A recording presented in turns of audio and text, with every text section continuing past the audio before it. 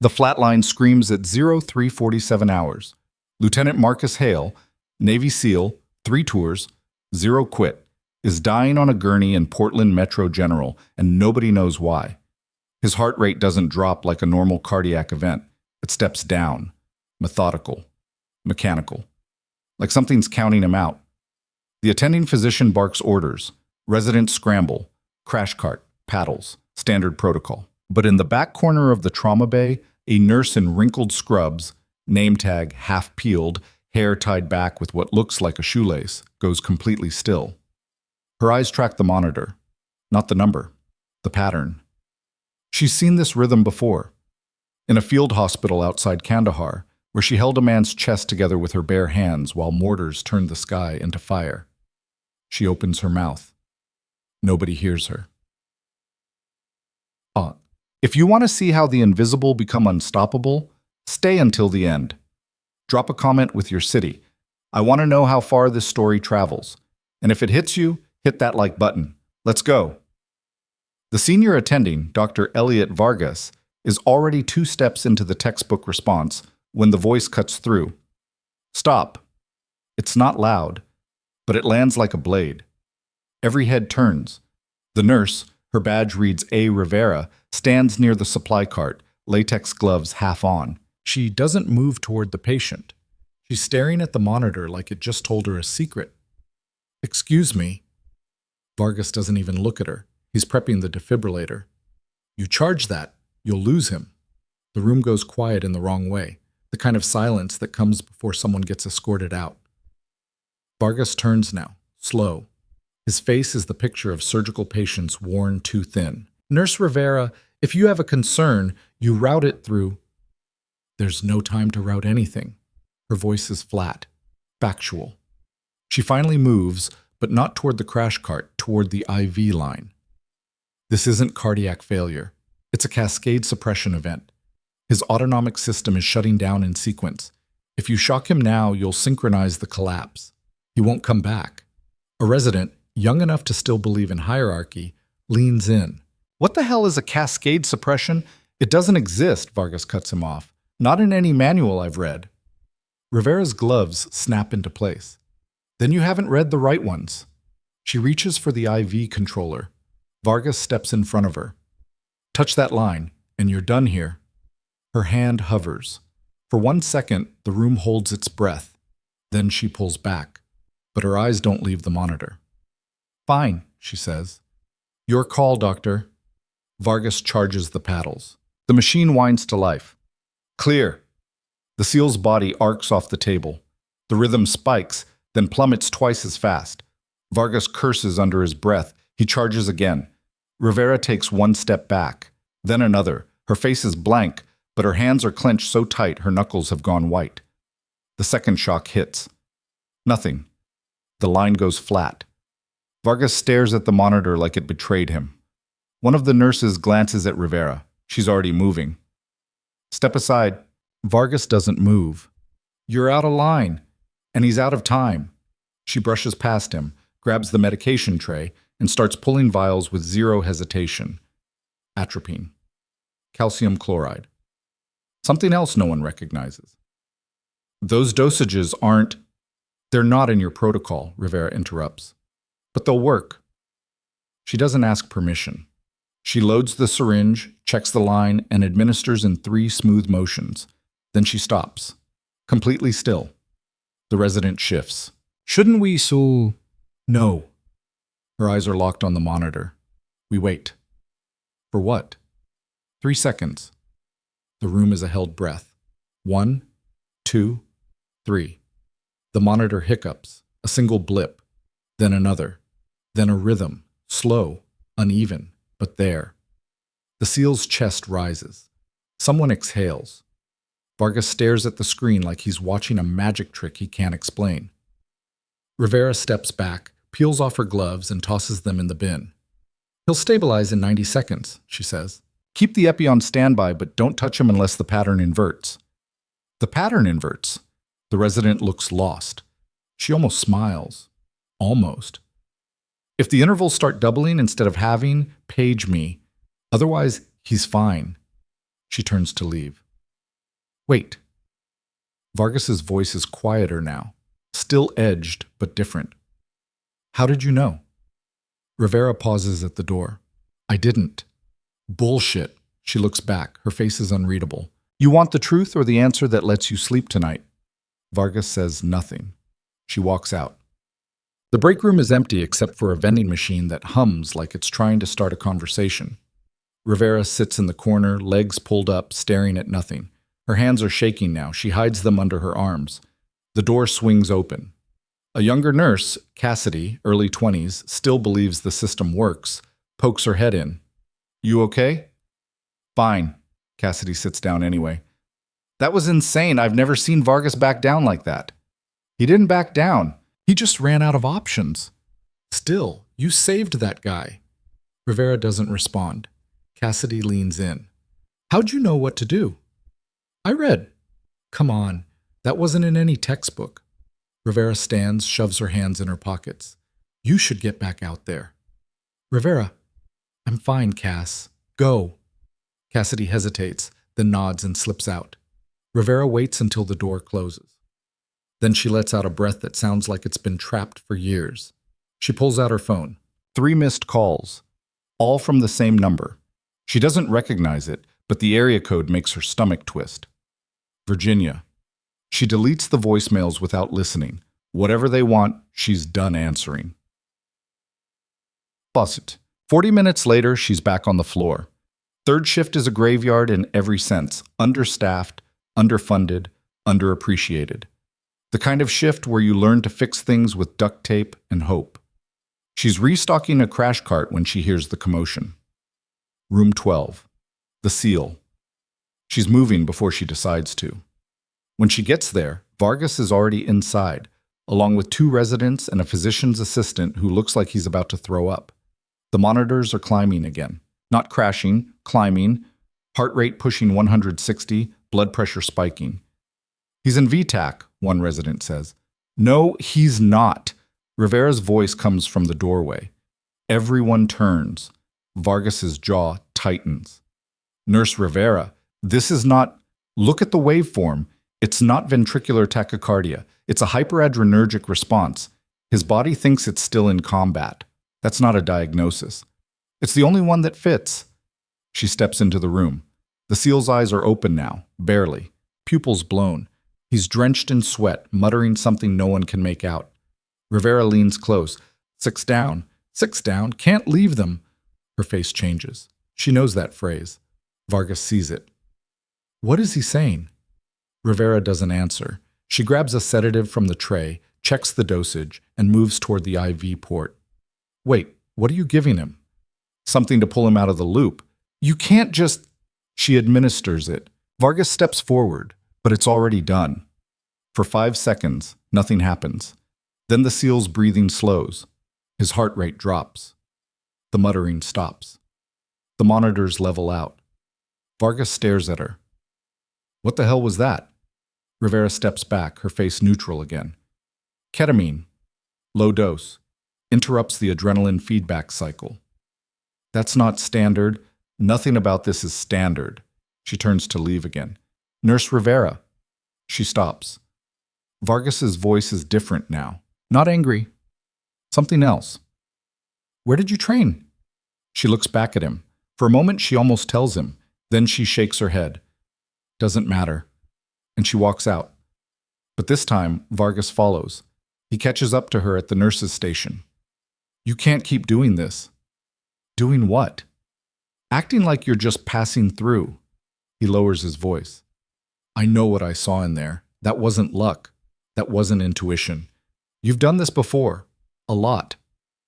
Rivera doesn't stop moving. She grabs a chart, scans it, sets it down. I do my job. That's it. Your job is to follow orders, what you just did. That was command. She finally stops, looks at him. You done? Vargas crosses his arms. No, I checked your file again. Went deeper this time. Her jaw tightens. There's almost nothing before 3 years ago. No references. No prior employment listed. Just a nursing license issued in Oregon and a 2-sentence recommendation letter that reads like it was written by a lawyer. He pauses. and a military discharge date that lines up perfectly with the gap. Rivera's voice drops. Stay out of my file. Then stop making me curious. I'm not making you anything. You're choosing to dig where you don't belong. Vargas steps closer. That man in there, Marcus Hale. I looked him up too. SEAL Team 6, deployed to Afghanistan in 2019. Medically evacuated after an ambush outside Kandahar. He watches her face. You were there, weren't you? Rivera's expression doesn't change, but her hands do. They curl into fists at her sides. I don't know what you think you figured out. I think you saved his life once already. I think something went wrong, and I think someone made sure you'd never get credit for it. The words hang in the air. Rivera takes a breath. You don't know what you're talking about. Then tell me I'm wrong. She doesn't. Vargas exhales. Look, I don't care what happened. I don't care who screwed you over or why. But if you've got the skills to do what you just did, you shouldn't be hiding in the night shift. I'm not hiding. Then what do you call it? Survival. The word comes out harder than she meant it to. Vargas softens, just a little. You can't keep running from this. Watch me. She turns and walks away. This time he doesn't follow. Bore! 2 hours before dawn, the hospital is a tomb. Rivera sits in the stairwell between the 3rd and 4th floors, knees pulled to her chest, eating a granola bar that tastes like cardboard. Her phone buzzes. She ignores it. It buzzes again. She pulls it out. Unknown number. She almost doesn't answer. Rivera. Silence on the other end. Then a voice, low and rough. You still pull people out of hell? Her blood goes cold. She knows that voice. Who is this? Room 12. The guy you just saved twice. She stands up. You shouldn't be awake. Yeah, well, hard to sleep when someone just dragged you back from the edge. A pause. You were in Kandahar. It's not a question. Rivera's throat tightens. I don't know what you're talking about. Bullshit. I remember your hands. You kept pressure on my chest for 40 minutes while they flew us out. You told me to stay awake. You said, don't you dare quit on me, Marine. You're Navy. Exactly. So I knew you were just trying to piss me off enough to stay alive. Another pause. It worked. Rivera closes her eyes. That was 6 years ago. And you're still doing it. She doesn't respond. They buried you, didn't they? His voice is quieter now. After the inquiry, they buried you so deep you ended up here. I'm hanging up. Wait. She ends the call. Her hand is shaking again. She sits back down, head against the wall, staring at the ceiling. The phone buzzes again. She looks at the screen. A text this time. I know who tried to kill me tonight, and I know why. You need to see this. An image loads. It's a document, official, stamped, classified. And her name is on it. Her stomach drops.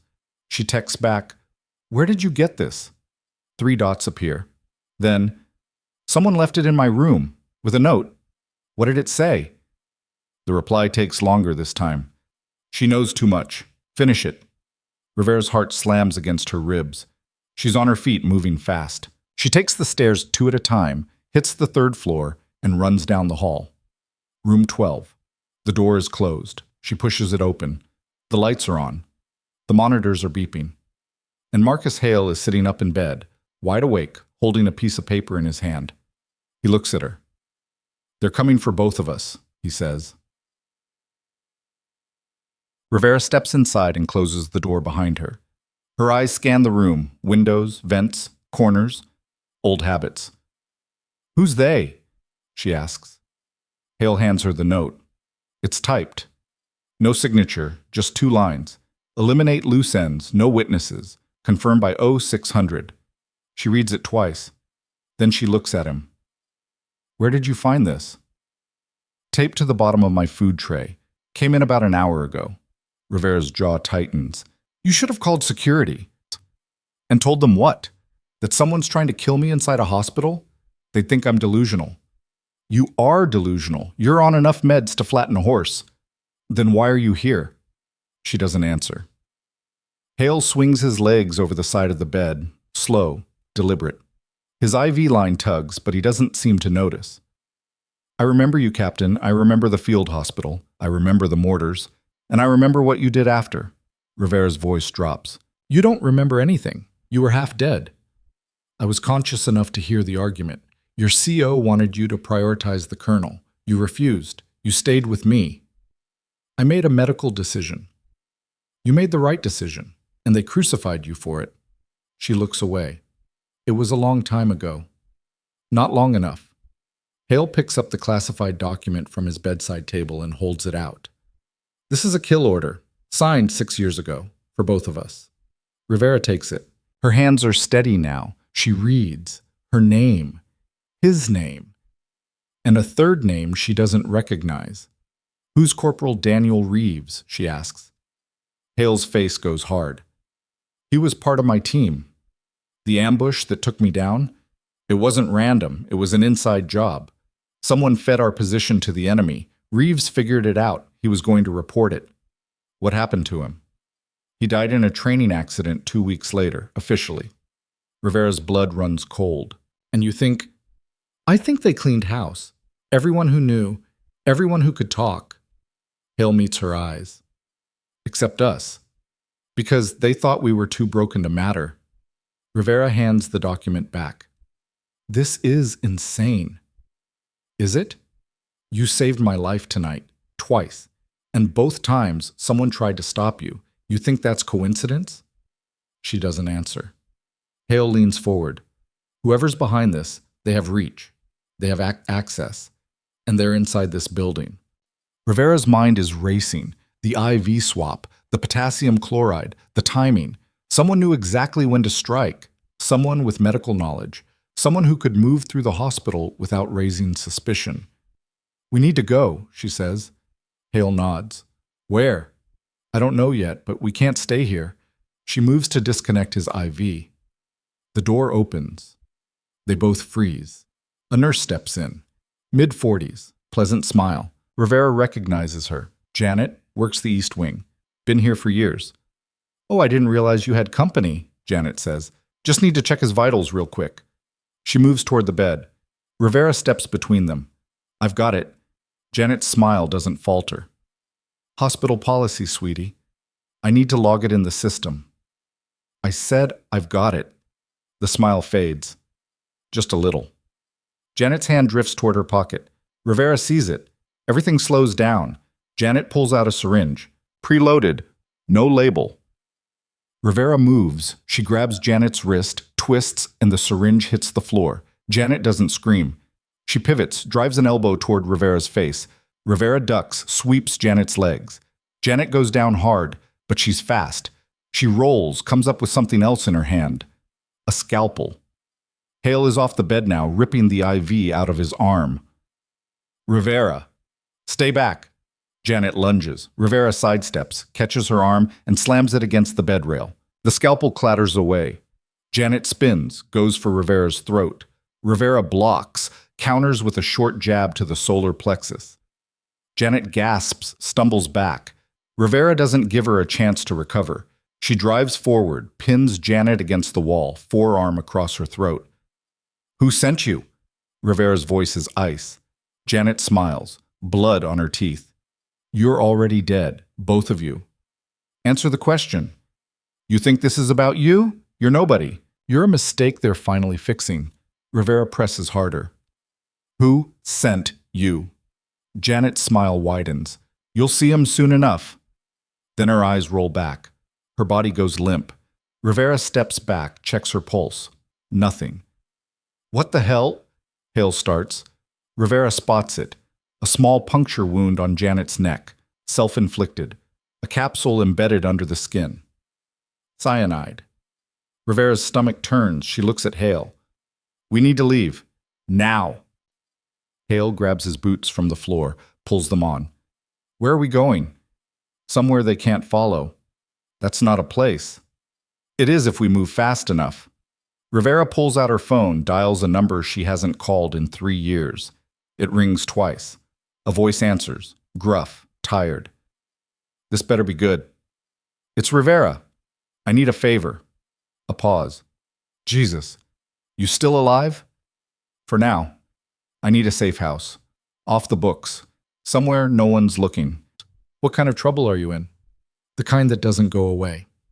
Another pause. Then, there's a place, south of the city, old VA outpost, decommissioned, keys under the third brick on the east side.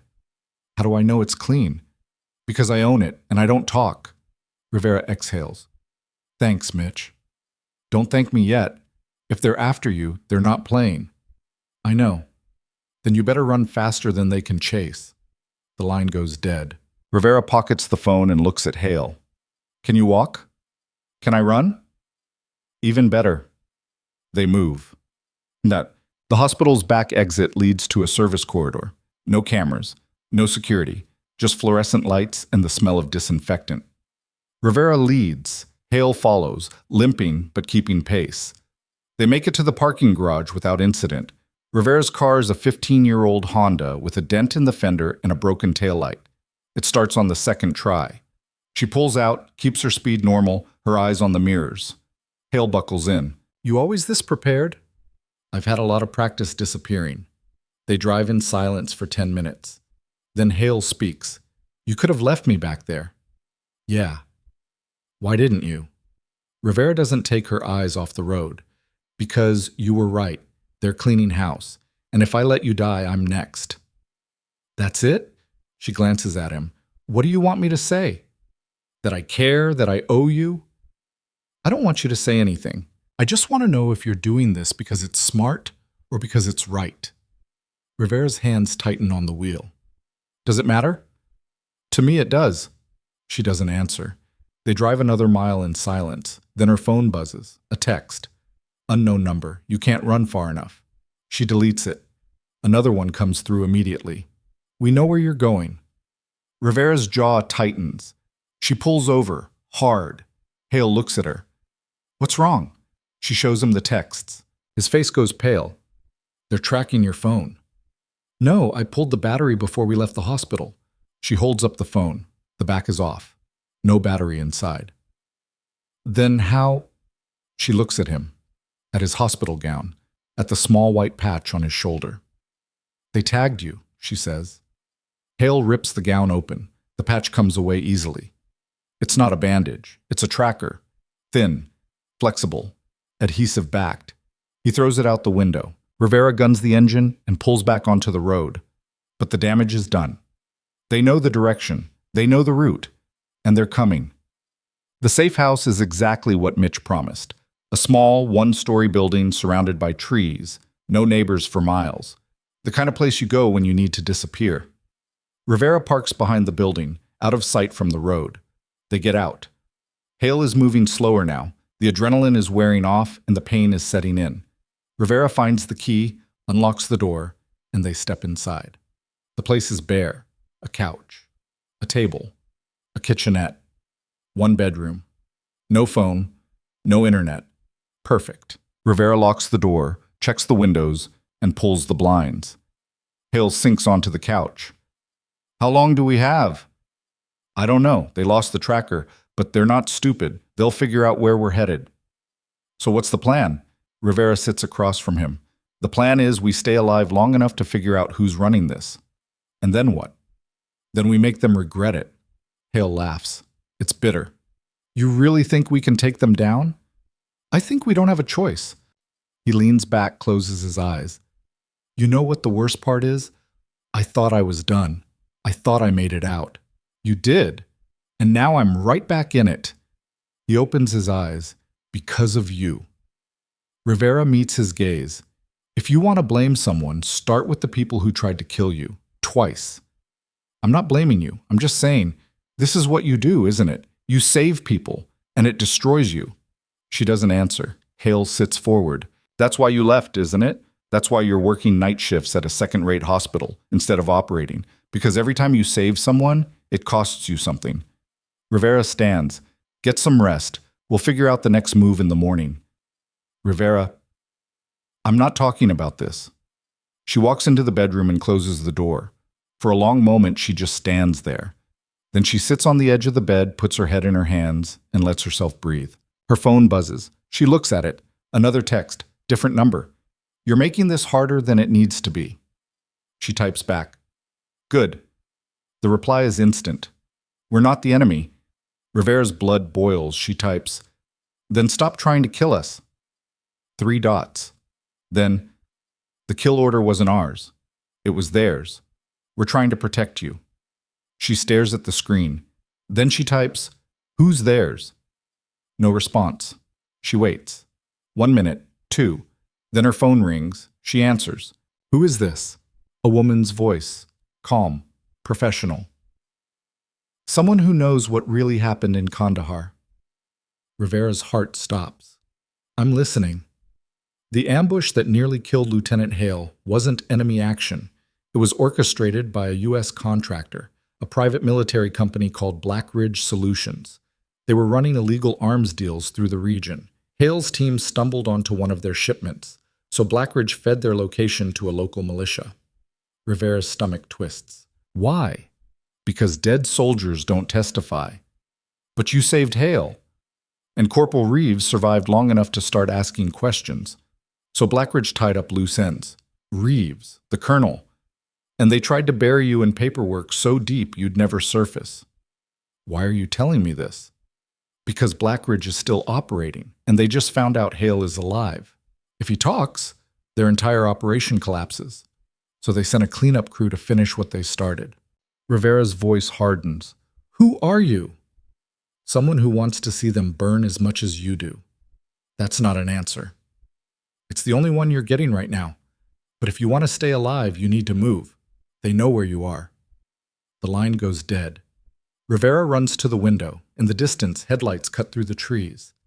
3 vehicles, moving fast. She grabs her jacket and bursts into the living room. Hale, we're leaving. He's already on his feet. They found us? Worse, they're here. They head for the back door. Rivera steps outside first, scans the perimeter. Clear. She signals Hale. He follows. They move toward the car. 50 feet, 30, 20.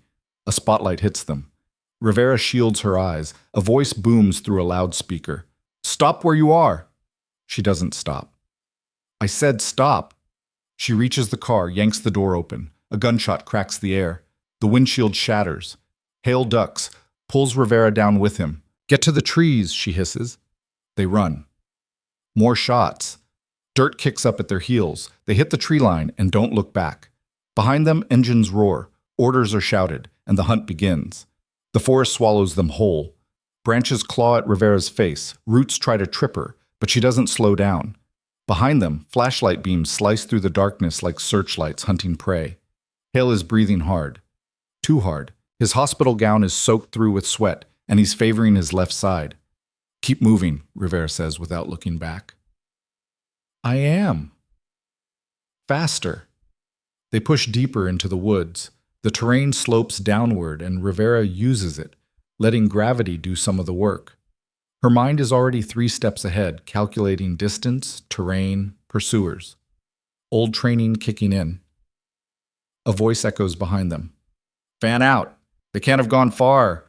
Rivera grabs Hale's arm and pulls him behind a massive oak. They press against the trunk, both of them trying to breathe quietly. Footsteps. Close. Getting closer. A flashlight beam passes inches from Rivera's face. She doesn't move. The beam swings away. The footsteps fade. Rivera counts to 10, then signals. They move again. This time, they head east, perpendicular to their original path. Basic evasion. If the pursuers expect them to run straight, you cut sideways. They cover another 100 yards before Hale stumbles. Rivera catches him before he goes down. I'm fine, he mutters. You're not. I can keep going. I know, but we need to stop bleeding them resources and start thinking. She scans the area. There, a small ravine hidden by underbrush. This way. They slide down into the depression. It's not much, but it gives them cover and a minute to think. Rivera crouches, listening. The sounds of the search are more distant now, disorganized. They're spreading too thin, which means they don't have infinite manpower. Good. Hale leans against the embankment, eyes closed. How many, you think? Maybe a dozen. Could be less. Could be more. Then we'd already be dead. He opens his eyes. You're optimistic tonight. I'm realistic. If they had the numbers, they'd have flooded the zone. This is a cleanup crew, not an army. Still armed, still trained. So are we. Hale gives her a look. You got a weapon I don't know about? Rivera pulls a scalpel from her jacket pocket. Always. He almost laughs. That's your plan? A scalpel against rifles? It's worked before. When? Kandahar. You were unconscious, so you missed it. Hale stares at her. Then he shakes his head. You're insane. And you're still breathing because of it. She pulls out her phone, the one with no battery. She pops the back, examines the interior by moonlight. No secondary tracker. Clean. She reassembles it, powers it on just long enough to check for signal. 1 bar. She opens the last message thread. The mystery contact. Types. Who are you really? No response.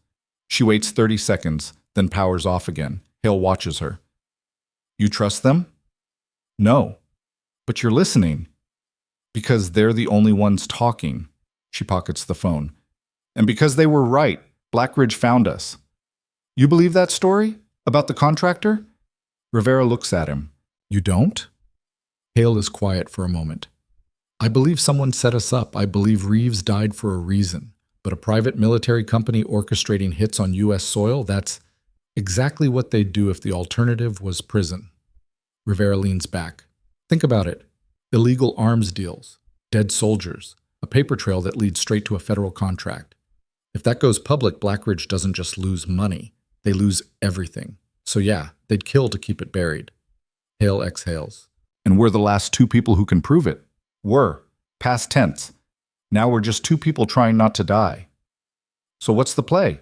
Rivera thinks. We can't outrun them forever. And we can't go to the police. Blackridge probably has enough connections to bury us before we finish giving a statement. Then what? We go loud. We get evidence. We get it in front of people who can't be bought. And we make enough noise that killing us becomes more dangerous than letting us live. Oh, that's a terrible plan. You have a better one? Hale doesn't answer. A twig snaps nearby. They both freeze. Footsteps. 2 sets. Moving slowly. Methodically.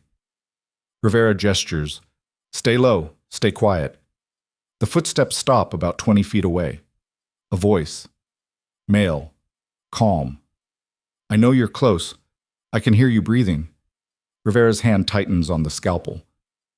You're making this harder than it needs to be, the voice continues. We're not here to hurt you. We're here to help. Hale gives Rivera a look. You believe that? She shakes her head.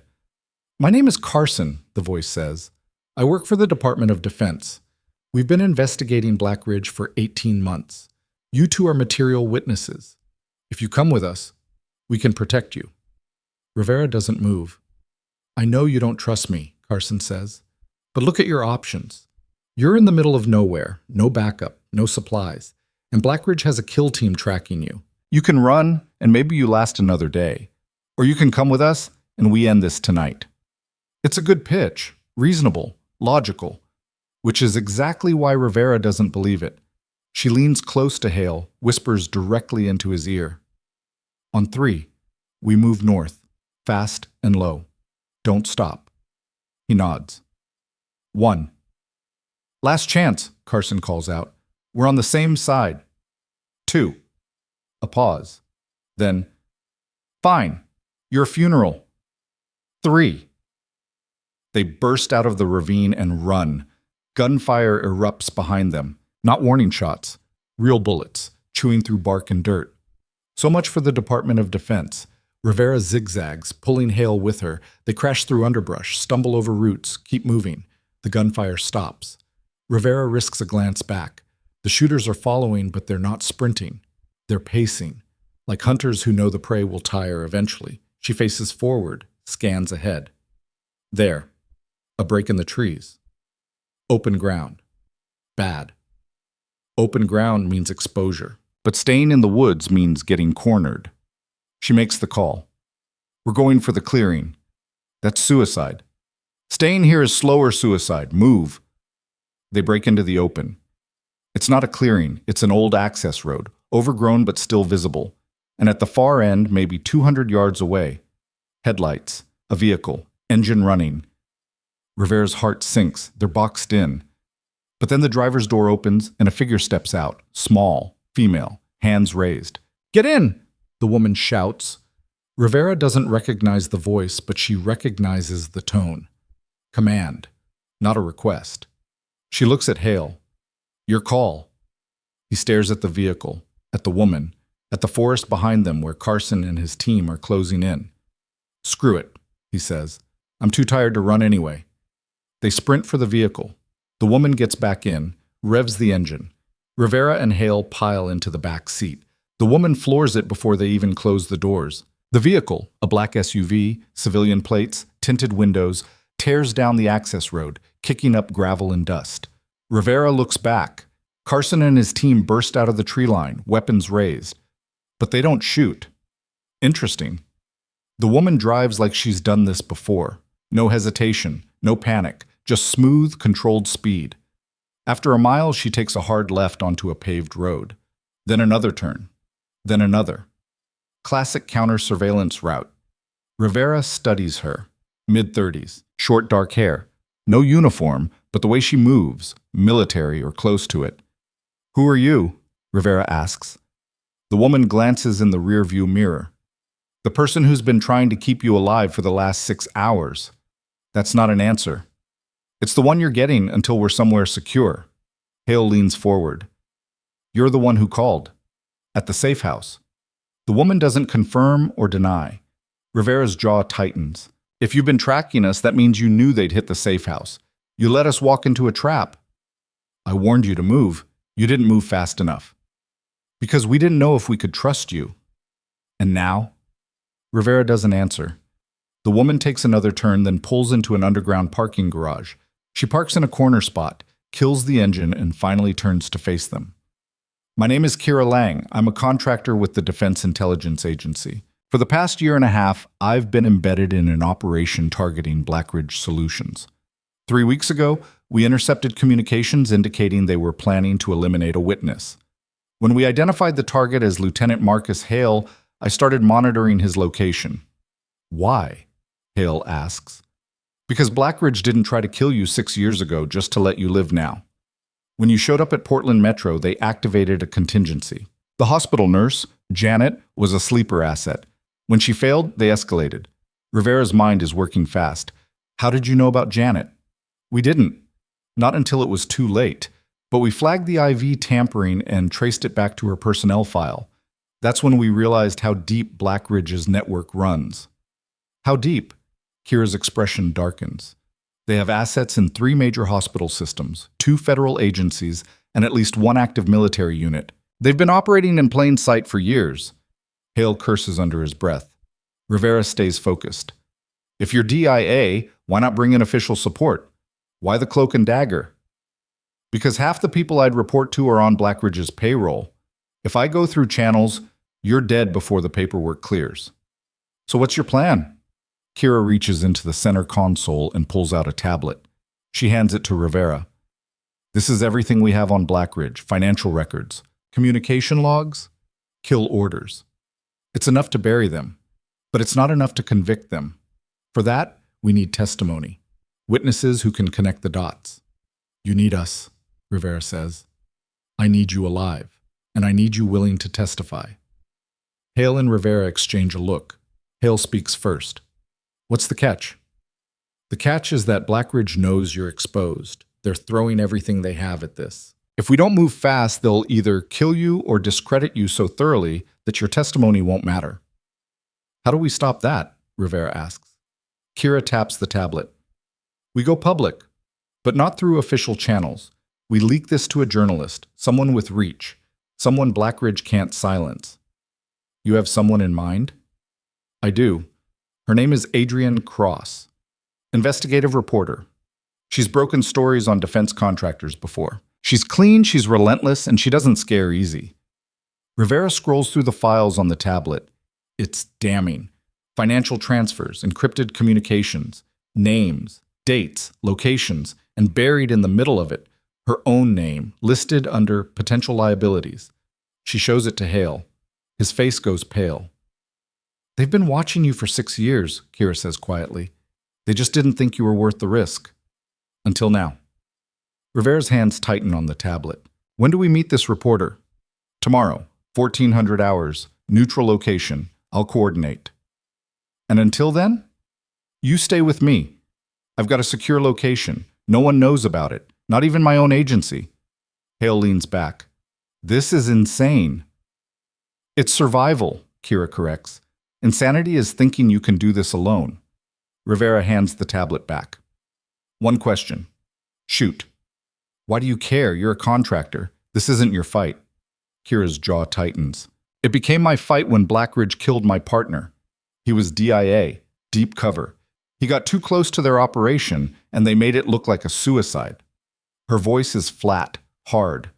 So yeah, this is personal, and I don't plan on stopping until every single one of them is in a cell or a grave. The car is silent. Then Rivera nods. Okay. Okay, what? Okay, we're in. Kira starts the engine. Then let's get you somewhere safe. The secure location turns out to be a fourth-floor apartment in a nondescript building on the edge of the city. No doorman, no security cameras, just a locked door and a fire escape.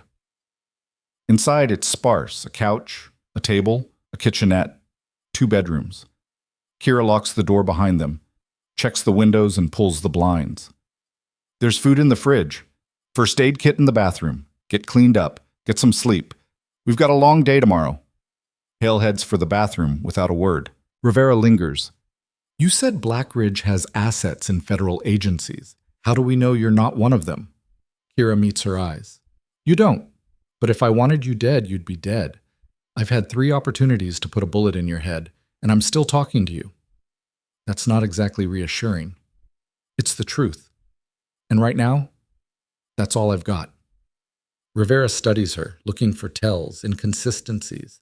She doesn't find any. Get some rest, Kira says. You look like hell. Thanks. I'm serious. Tomorrow, we're walking into a room with a reporter who's going to ask you to relive the worst day of your life. You need to be sharp. Rivera's throat tightens. I'm always sharp. Then be sharper. Kira walks into the second bedroom and closes the door. Rivera stands there for a moment, then sinks onto the couch. Her body is screaming, exhaustion, pain, adrenaline withdrawal. She closes her eyes, just for a second. She wakes to the sound of voices. Her hand goes to her pocket, finds the scalpel. She's on her feet before she's fully conscious. The voices are coming from the kitchen. She moves quietly, scalpel ready. Hale and Kira are sitting at the table, coffee mugs, low conversation.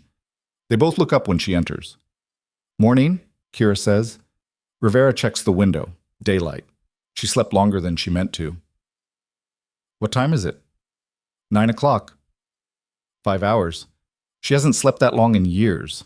Hale pushes a mug toward her. Coffee. You look like you need it. She sits, takes the mug. The coffee is bad, but it's hot. Sleep okay? Hale asks. Fine. Liar. She almost smiles. Kira sets down her own mug. We've got 5 hours until the meet. I need to prep you both. Prep us how? Rivera asks. Adrienne Cross is good at her job, which means she's going to ask hard questions. She's going to push. She's going to look for holes in your story. And if she finds one, she won't run the piece. Our story is solid, Hale says. Your story is 6 years old and buried under a mountain of classified paperwork. You're going to need to be precise, detailed, and you're going to need to stay calm when she goes after you. Rivera's jaw tightens. She's not going to go after us. We're the victims here. You're also unverified sources with no official documentation and a history that includes a military cover-up. To her, you're a risk. She'll vet you hard. So what do we do? Kira pulls out the tablet again. We build a timeline. Every event, every decision, every person involved. We cross-reference it with the data I have, and we make sure there are no gaps. For the next 3 hours, they work. Rivera walks through Kandahar, the ambush, the field hospital, the decisions she made. Hale fills in the gaps. The mission, the patrol, the moment everything went wrong. Kira records it all, cross-checks it against her files, highlights inconsistencies. It's exhausting. Every detail drags Rivera back to that night. The sound of mortars, the smell of blood, the weight of Hale's chest under her hands. But she doesn't stop. By noon, they have a narrative. Tight, verifiable, devastating. Kira reviews it one last time, then nods. This works. Good, Rivera says. Because I'm not doing that again. Kira looks at her. You might have to, in court, in front of a jury. One nightmare at a time. Kira almost smiles. Fair enough. She checks her watch. We need to move.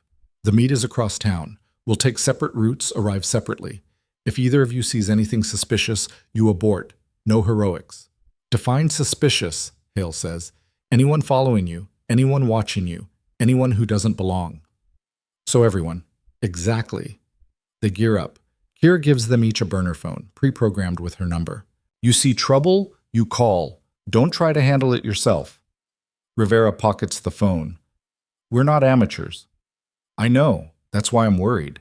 Amateurs run, professionals try to fight, and fighting gets you killed. The meeting location is a coffee shop in the Arts District. Trendy. Crowded. Good for cover. Rivera arrives first. She orders a tea, finds a table in the back corner with a clear view of the entrance, and waits. Hale shows up 10 minutes later. He grabs a coffee and sits 2 tables away. Doesn't look at her. Kira arrives last. She doesn't sit. She scans the room, makes eye contact with Rivera, and nods. Then a woman walks in. Early 40s, blazer, glasses, leather bag slung over one shoulder. Adrienne Cross. She orders at the counter, then turns and surveys the room. Her eyes land on Rivera. She walks over. Captain Rivera? Rivera gestures to the chair. Sit. Adrienne sits. She pulls out a recorder, sets it on the table. Do you mind? I mind. No recordings. Adrienne pauses. Then she puts the recorder away. Okay, notes only. She pulls out a notebook and pen. Old school. Before we start, Adrienne says, I need to know. Are you here under duress? No. Are you being paid to tell this story? No. Are you seeking immunity or protection in exchange for testimony? Not yet. Adrienne writes something down. Then why are you here? Rivera leans forward. Because 6 years ago I made a call that saved a man's life, and the people I worked for buried me for it. Now those same people are trying to kill me and him to cover up a crime that's still happening. Adrienne's pen stops moving. What crime? Illegal arms trafficking, orchestrated by a private military contractor, funded by federal contracts, hidden behind dead soldiers and falsified reports. Adrienne looks at her. You're talking about Black Ridge Solutions. Rivera's blood runs cold. How do you know that name? Because I've been investigating them for 2 years, and I've hit a wall at every turn. No one will talk. No one will go on record. She leans in. Until now. Rivera glances at Kira. Kira nods.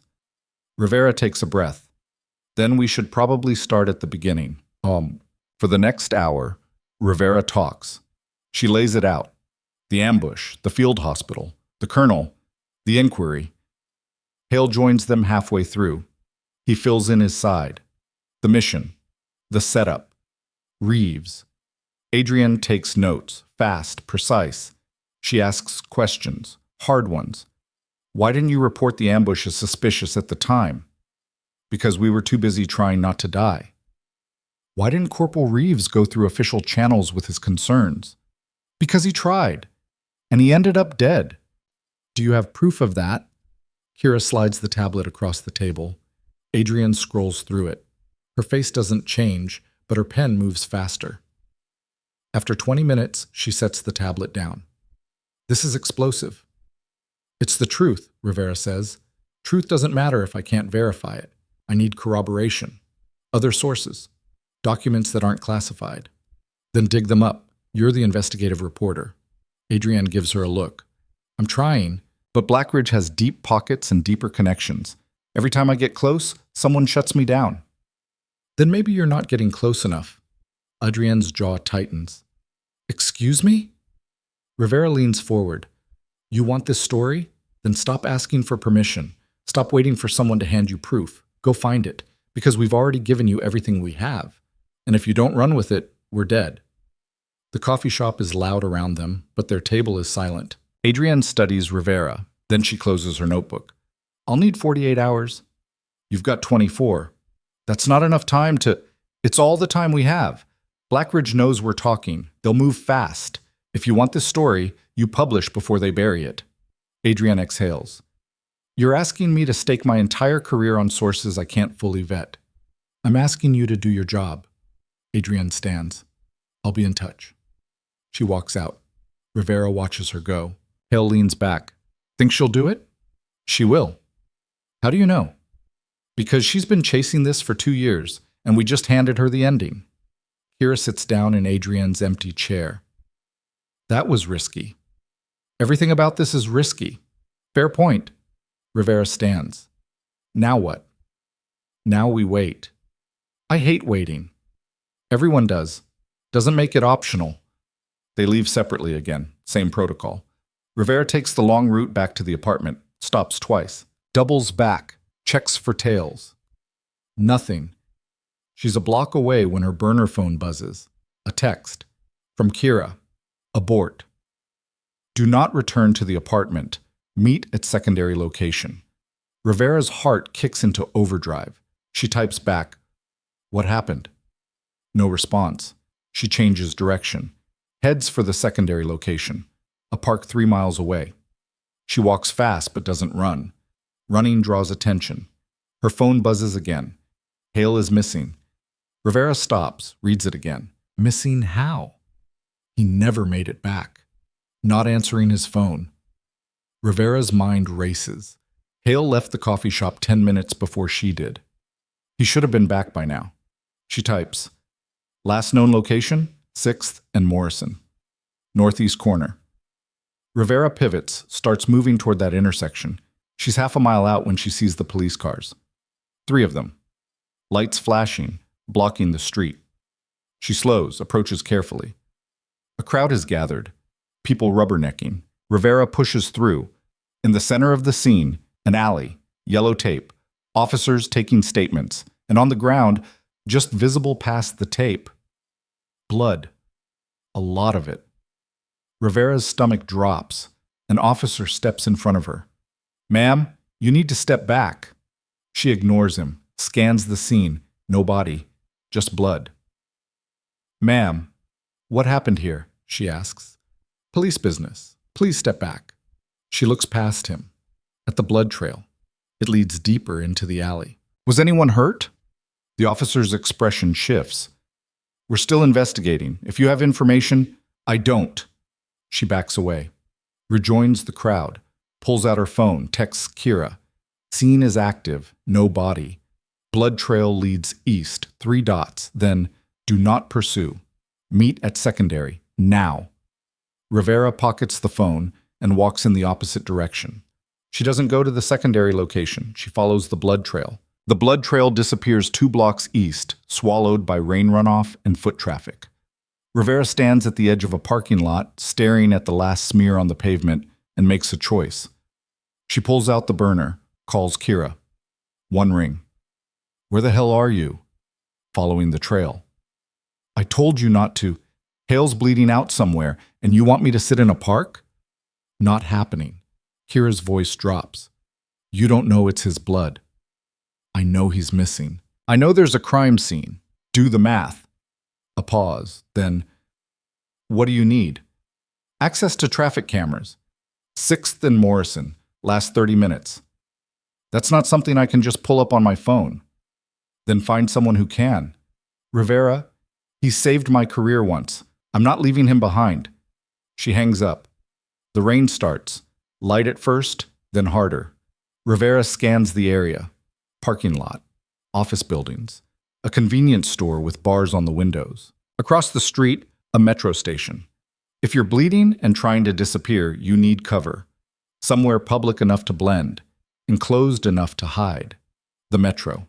She crosses the street, heads down the stairs. The station smells like wet concrete and exhaust. A handful of commuters wait on the platform, staring at their phones.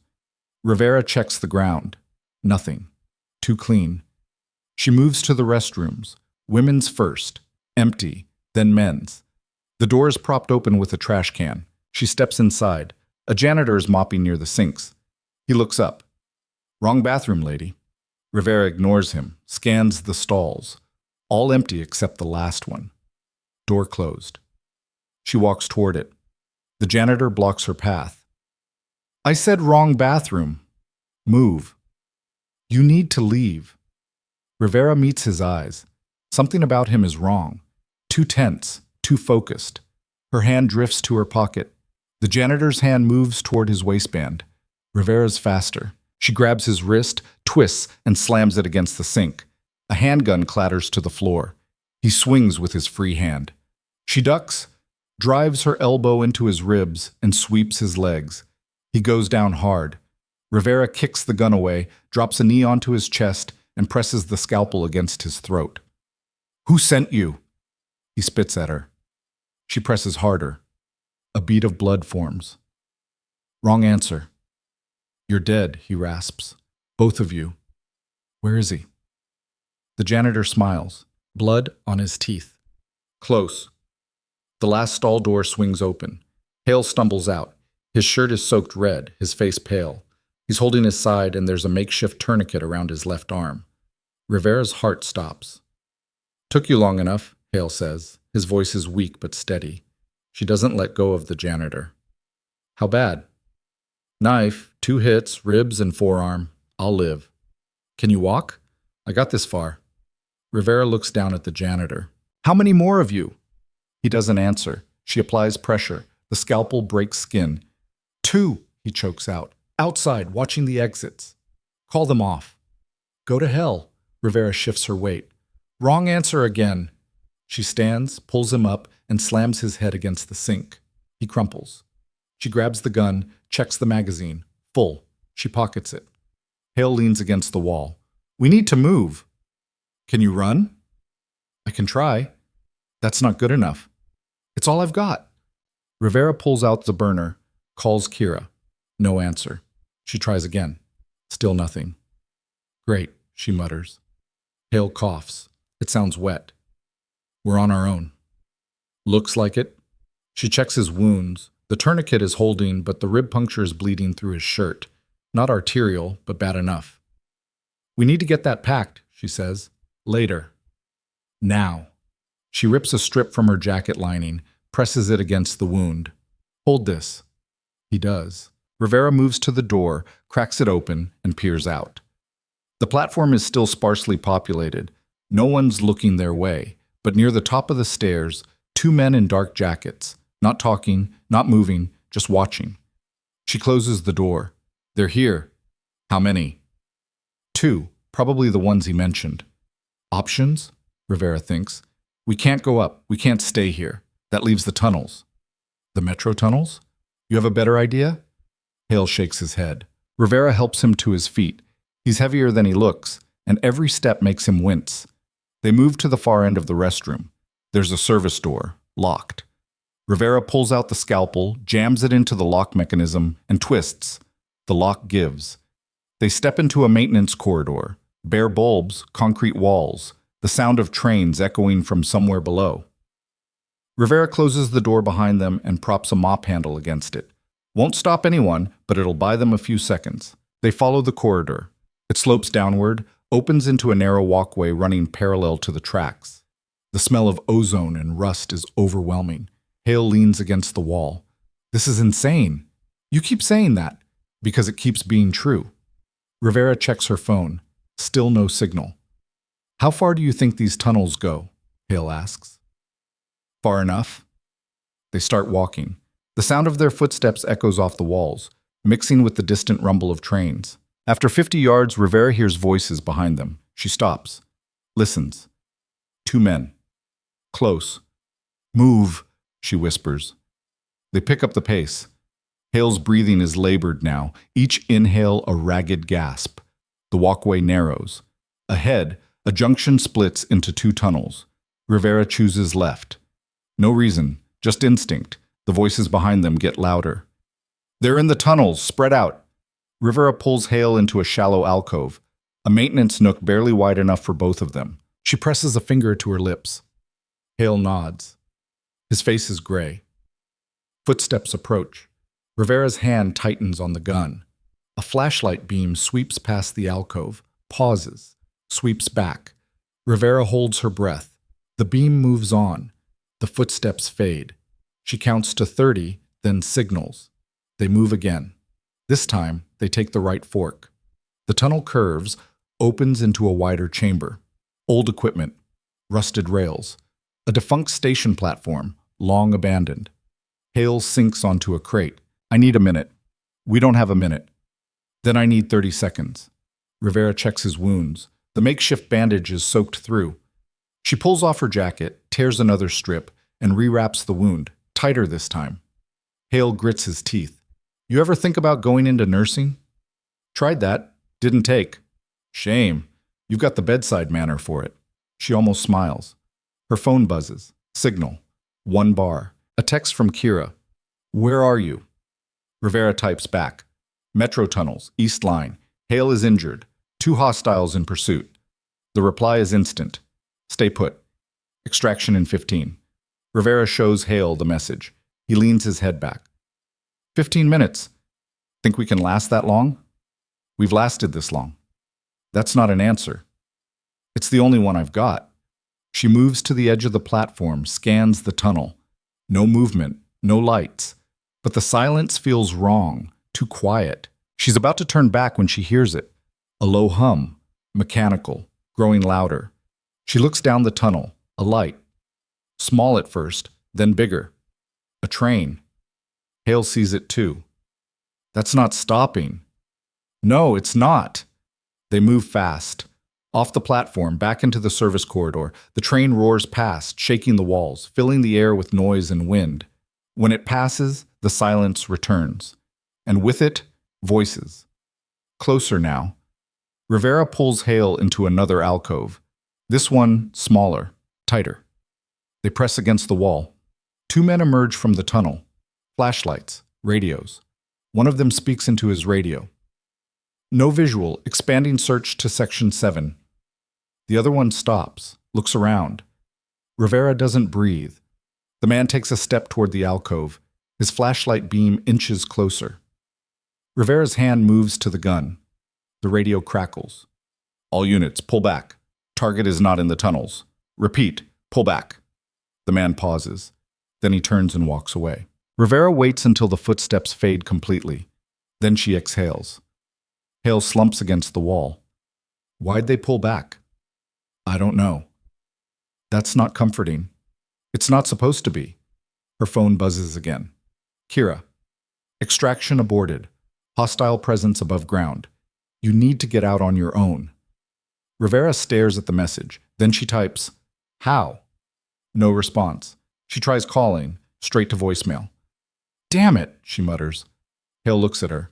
What? We're on our own again. Fantastic. Rivera helps him to his feet. We go up, find a different exit, get above ground, and disappear. And then? We figure it out. They backtrack through the tunnels, moving slowly. Hale's losing blood, and it shows. His steps are uneven, his breathing shallow. Rivera keeps one hand on his arm, the other on the gun. They reach a service ladder. It leads up to a street-level grate. Rivera climbs first, pushes the grate open. Rain pours through. She scans the street. Empty. She signals Hale. He climbs. Slower than she'd like, but he makes it. They emerge in an alley. Narrow. Dark. Lined with dumpsters. Rivera closes the grate and helps Hale to the wall. He leans against it, eyes closed. How far to the secondary location? 4 miles? Might as well be 40. We'll get there. You keep saying that. Because it's true. She pulls out her phone. Still no response from Kira. She tries Adrienne Cross. No answer. She's about to try again when headlights flood the alley. A black SUV. Engine idling. Rivera raises the gun. The driver's door opens. Kira steps out. Hands raised. Don't shoot. It's me. Rivera doesn't lower the gun. Where the hell have you been? Dealing with Black Ridge's cleanup crew. They hit the apartment, burned it. If you'd gone back, you'd be dead. Rivera finally lowers the gun. You could have led with that. I tried. You weren't answering. The signal was garbage. Kira moves toward them, sees Hale. Jesus, how bad? Bad enough, Rivera says. Kira opens the back door. Get him in. They load Hale into the SUV. He collapses onto the seat, eyes half closed. Rivera climbs in beside him. Kira gets behind the wheel and drives. Fast, but not reckless. Where are we going? Rivera asks. Somewhere they won't look. That's not a location. It's the best I can do right now. Rivera checks Hale's pulse. Thready, weak. He needs a hospital, she says. Hospital means paperwork. Paperwork means exposure. Exposure means Blackridge finds him. He's dying. Kira's jaw tightens. Then you better keep him alive. Rivera looks at Hale. His lips are pale. His skin is cold. She pulls off his shirt, examines the wounds. The rib puncture is deep. The blade nicked the intercostal muscles, maybe kissed the lung. The forearm is bad, but manageable. She needs supplies. Real supplies. Pull over at the next pharmacy, she says. Kira doesn't argue. 5 minutes later, they're parked outside a 24-hour drugstore. Rivera goes in, grabs what she needs. Gauze, antiseptic, suture kit, saline, painkillers. She pays cash. Doesn't make eye contact. Back in the SUV, she sets to work. Kira keeps driving. Rivera braces herself against the seat and works by the dome light. She cleans the wounds, irrigates them with saline, packs the rib puncture with gauze. The forearm needs stitches. She threads the needle. Her hands are steady. Hale stirs. This gonna hurt? Yes? Good. I'd hate to miss it. She starts stitching. Hale grits his teeth but doesn't make a sound. 15 stitches. Clean, tight. She wraps the arm, then checks his vitals again. Pulse is still weak, but it's there. You'll live, she says. Thanks for the vote of confidence. Don't thank me yet. You're still bleeding internally. Can you fix that? Not in a moving car. Kira glances in the rearview mirror. How long does he have? Rivera doesn't sugarcoat it. Hours. Maybe less. Then we need to move faster. She takes a hard right, then another. Rivera looks out the window. They're heading out of the city, toward the industrial district. Where are we going? She asks again. You'll see. 10 minutes later, Kira pulls into a warehouse complex. Abandoned, windows boarded, chain link fence sagging. She parks behind one of the buildings, kills the engine. This is it? Rivera asks. This is it. They help Hale out of the SUV. He can barely stand now. Kira unlocks a side door. They step into darkness. She flips a switch. Fluorescent lights flicker to life. The space is massive. Concrete floor. Metal shelves. And in the center, a makeshift medical setup. Exam table, IV stand, monitors, surgical instruments. Rivera stares. What is this? Backup plan, Kira says. I've been running Black Ops for 5 years. You think I don't have contingencies? This is more than a contingency. This is a field hospital. Yeah, and you're about to use it. They get Hale onto the table. Rivera hooks him up to an IV, saline, and antibiotics. Then she examines the rib wound again. It's worse than she thought. The blade didn't just nick the lung. It punctured it. Pneumothorax, collapsed lung. She needs to decompress it. Now. I need a chest tube kit, she says. Kira moves to a cabinet, pulls out a sealed kit. Rivera opens it.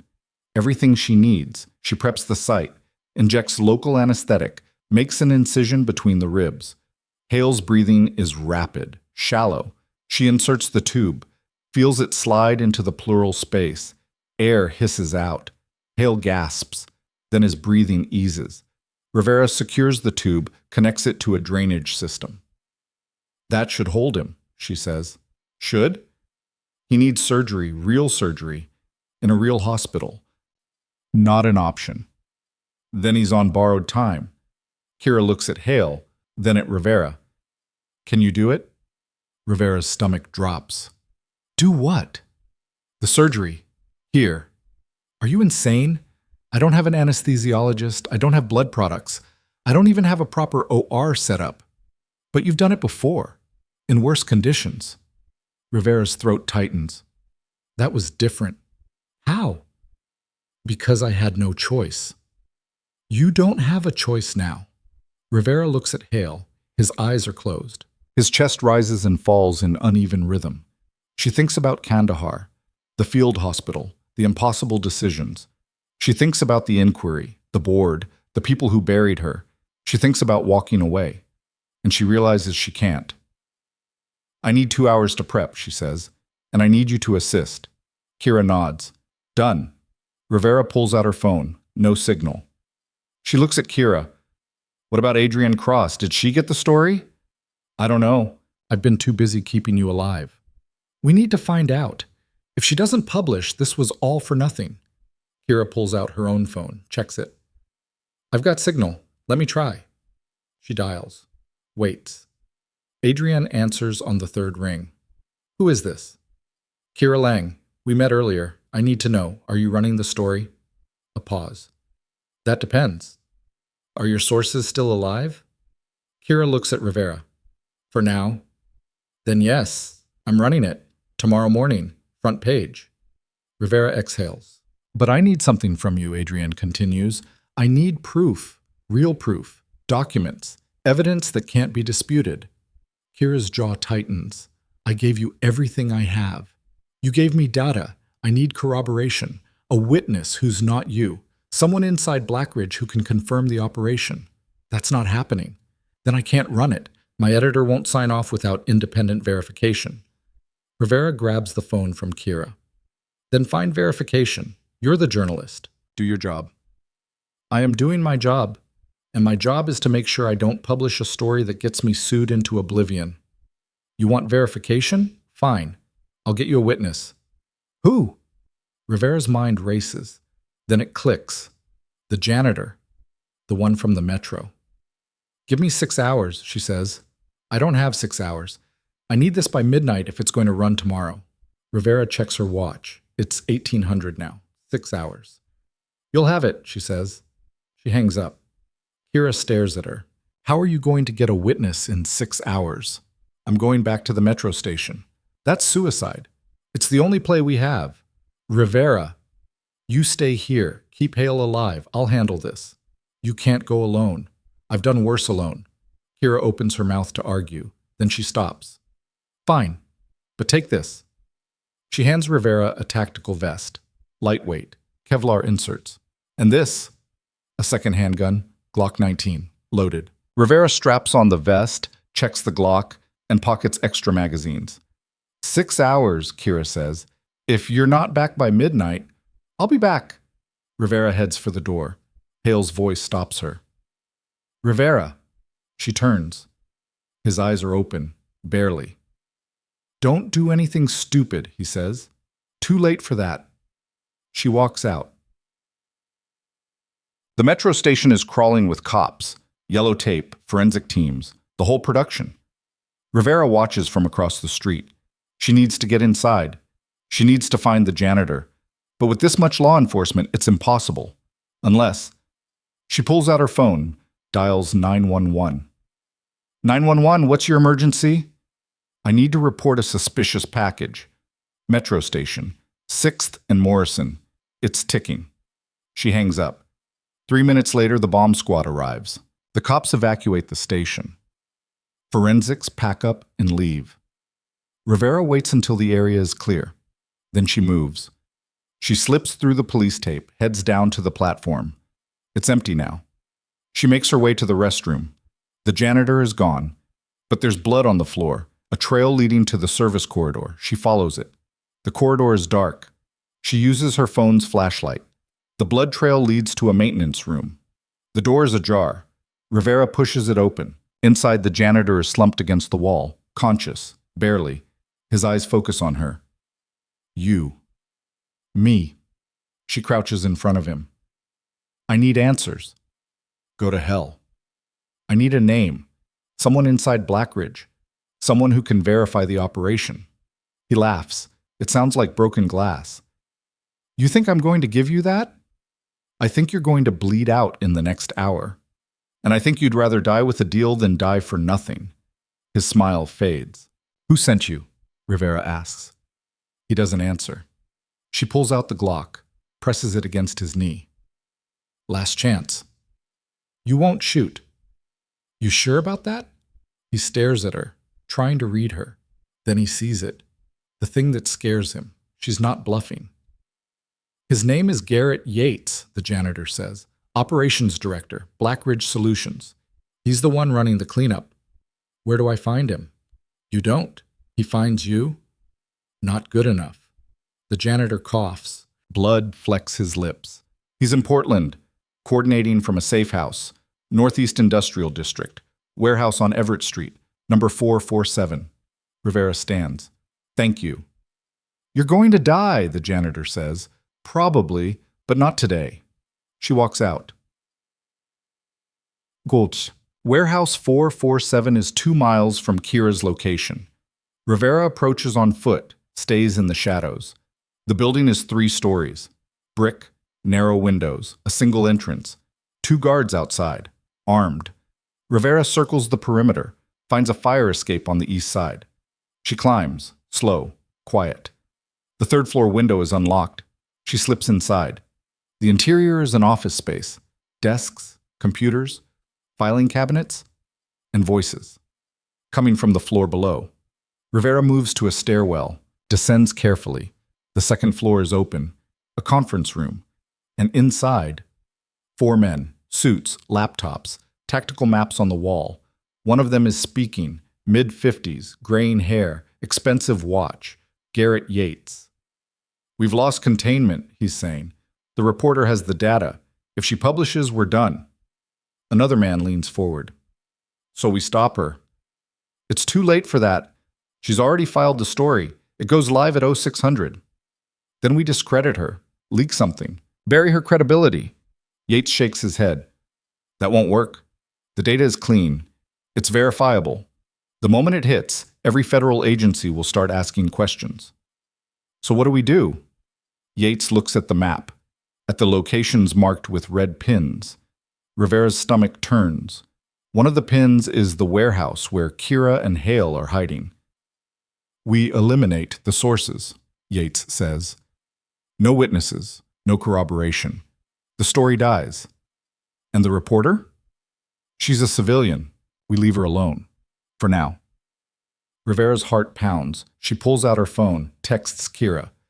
They know where you are. Get out. Now. No response.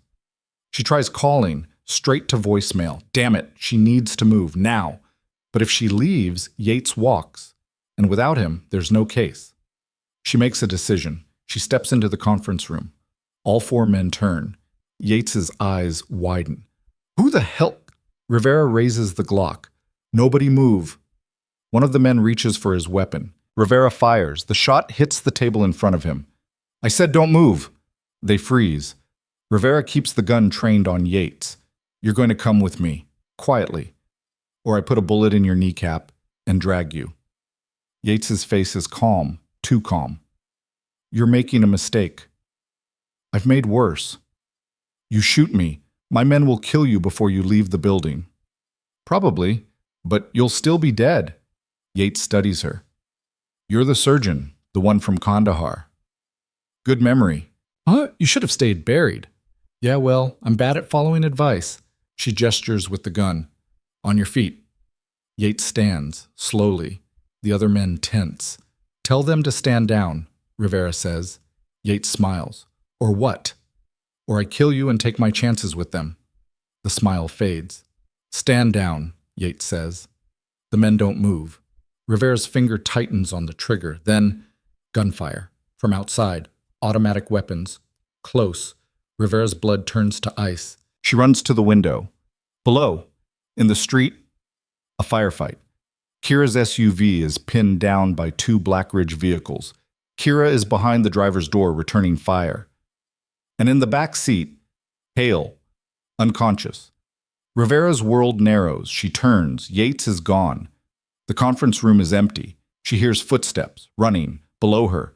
She sprints for the stairs, hits the ground floor just as Yates reaches the exit. She fires. Misses. He disappears into the night. Rivera follows. Outside, the firefight is escalating. Kira is outnumbered, outgunned. Rivera raises the Glock. fires at the nearest Blackridge operative. He goes down. The others turn toward her. She dives behind a dumpster as bullets tear through the metal. Kira shouts, "Rivera, get out of here! Not without you! I can handle this! You're pinned!" Kira fires 3 more shots. One of the Blackridge operatives drops, but the other vehicle is advancing. Rivera reloads, leans out, fires. She hits the driver. The vehicle swerves, crashes into a light pole. The remaining operatives scatter. Kira breaks cover, runs to the SUV. Rivera sprints toward her. They meet at the vehicle. Kira's bleeding from a graze on her shoulder. "You good?" Rivera asks. "I'll live. Hale won't." Rivera looks in the back seat. Hale's lips are blue. His chest isn't moving. "He's crashing," Kira says. "We need to move. Now." Rivera climbs into the back, starts chest compressions. Kira gets behind the wheel, floors it. They tear through the industrial district, sirens wailing in the distance. Rivera keeps compressing, counting, breathing for him. "Come on," she mutters. "Don't you dare quit on me." Nothing. She hits him. Hard, center of the chest. His body jolts, still nothing. She checks for a pulse, faint, thready. But there. "He's back," she says. Kira doesn't slow down. "For how long?" "I don't know." They drive in silence. Rain hammers the windshield. Rivera's phone buzzes. A text. From Adrienne Cross. "Story is live. Check the news." Rivera pulls up a news site. The headline stops her cold. Defense contractor implicated in illegal arms trafficking, military cover-up. Below it, her name. Hale's name. Blackridge Solutions. Everything. "It's out," Rivera says. Kira glances back. "All of it?" "All of it." For the first time in hours, Kira smiles. Then her phone rings. She answers on speaker. "Yeah?" A voice. Male. Authoritative. "This is Deputy Director Callahan, FBI. We've issued warrants for Garrett Yates and 12 Blackridge operatives. We're also opening an investigation into the Kandahar incident." Kira's hands tighten on the wheel. "What does that mean for us?" "It means you're no longer fugitives. It means you're witnesses. And it means we need you to come in. Now." Rivera leans forward. "We've got a man who needs emergency surgery. Where do we go?" "OHSU Hospital. Federal agents are en route. They'll secure the building." "You're sure?" "I'm sure. This is over." The line goes dead. Kira looks at Rivera in the rearview mirror. "You believe him?"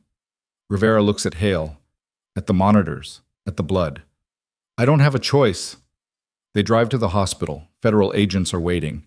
They escort Rivera, Kira, and Hale through a side entrance. No press, no cameras. A trauma team is ready. Rivera hands Hale off, watches them wheel him into surgery. Then she collapses against the wall. Kira sits beside her. "You did it." Rivera doesn't respond. "You hear me? You won." Rivera closes her eyes. "Tell me that when Hale wakes up." They sit in silence. Hours pass. Finally, a surgeon emerges. Rivera stands. "How is he?" The surgeon pulls off his mask. "He's stable. The lung is repaired. No permanent damage. He'll need time to recover, but he's going to make it." Rivera exhales. Kira grips her shoulder. "Told you." The surgeon looks at Rivera. "You did good work out there. That chest tube saved his life." Rivera nods. Can't speak. The surgeon walks away. Rivera sinks back into the chair. Kira sits beside her again. "What now?" "Now?" Rivera looks at her. "Now I sleep for about 3 days." Kira almost laughs. Then Rivera's phone buzzes. A text. Unknown number. "You were right. Justice isn't loud. But it's permanent." Rivera stares at the message. Then she deletes it. She looks at Kira. "I think I'm done with mysteries for a while." "Good. Because I'm done with running." They sit there, bruised, exhausted, alive. And for the first time in 6 years, Rivera feels something she thought she'd lost. Relief. 3 days later, Rivera walks into Hale's hospital room. He's awake, sitting up, color back in his face. "You look like hell," he says. Thanks. You look worse. He grins. Liar. She sits in the chair beside his bed. How you feeling? Like I got stabbed twice and had a lung reinflated? So, pretty good, all things considered. They're saying you'll be discharged next week. Yeah, and then what? Rivera doesn't answer. Hale looks at her. You going back to nursing? I don't know. You should go back to surgery. I can't. Why not? Because I'm still buried. The inquiry stands. My record's still flagged. Hale leans forward. Not anymore. Deputy Director Callahan called me this morning. The DOD is reopening your case. Full review. They're clearing your name. Rivera's heart stops. What? You heard me. You're getting reinstated. Full honors. Clean slate. She stares at him. You're lying. I'm not. Hale! Rivera, you saved my life. Twice. You took down a corrupt military contractor. You exposed a cover-up. You think they're going to bury that? She can't breathe. They're offering you a position, Hale continues. Trauma surgery. Any base you want. Rivera shakes her head. I don't want a base. Then what do you want? She thinks about it. About Portland Metro. About the night shift. About the people no one else sees. I want to keep doing what I've been doing, she says, just without hiding. Hale nods. Then do it. She looks at him. What about you? Me? He leans back. I'm retiring, for real this time. Getting a house, maybe a dog, living a boring, normal life. You'll hate it, probably, but I'm going to try. Rivera stands. Good. Where are you going? I've got something to take care of. She walks out. Bess. She finds Vargas in his office at Portland Metro. He looks up when she enters. Rivera. I heard what happened. Yeah. You okay? I'm fine. He studies her. What do you need? She takes a breath. I need my job back, but not as a nurse. Vargas leans back. Go on. I want to work trauma. I want to train residents. I want to do the work I was supposed to do 6 years ago. And if I say no, then I go somewhere else, but I'd rather stay here. Vargas is quiet for a moment. Then he opens a drawer, pulls out a file. I kept this, he says, from the night you saved Lieutenant Hale. Your procedures, your decisions. I documented everything. He slides the file across the desk. I knew you weren't just a nurse, and I knew sooner or later you'd be ready to stop hiding. Rivera opens the file. It's all there. Every call she made, every intervention. This is my recommendation, Vargas says, for your reinstatement. I submitted it to the board this morning. Rivera looks up. Why? Because you're too good to waste, and because this hospital needs people who actually give a damn. She doesn't know what to say. Vargas stands, extends his hand. Welcome back, Dr. Rivera. She shakes it, and for the first time in 6 years, she feels like herself again. That night, she stands on the roof of the hospital. The city spreads out below her, lights flickering like stars. Her phone buzzes, a text from Hale. Heard you got your job back. Congrats. She types back, thanks. Heard you're getting a dog, maybe 2. Haven't decided. She smiles. Another text from Kira. Yates is in custody. 12 others arrested. Blackridge is done. Rivera exhales. One more text. From Adrienne Cross. Story won a Pulitzer nomination. Couldn't have done it without you. Rivera pockets the phone. She looks out at the city. Somewhere down there, people are living their lives. Unaware of what almost happened. Unaware of the battles fought in the shadows. And that's okay, because some fights aren't meant to be seen. They're meant to be won. Rivera turns and heads back inside. She's got work to do. But as she steps into the elevator, her phone buzzes one last time. Unknown number. She almost doesn't open it. Then she does. Blackridge was just the beginning. There are others. And they know who you are now. Rivera stares at the message. Then the elevator doors open. And standing in the hallway, waiting, a man in a suit, federal badge clipped to his belt. He looks at her. Dr. Rivera. We need to talk. Rivera doesn't reach for her weapon. She keeps her hands visible, her posture neutral. The man in the suit hasn't drawn his gun, which means this isn't an arrest. Not yet. I'm listening, she says. He glances at the open elevator, then back at her. Not here. Then where?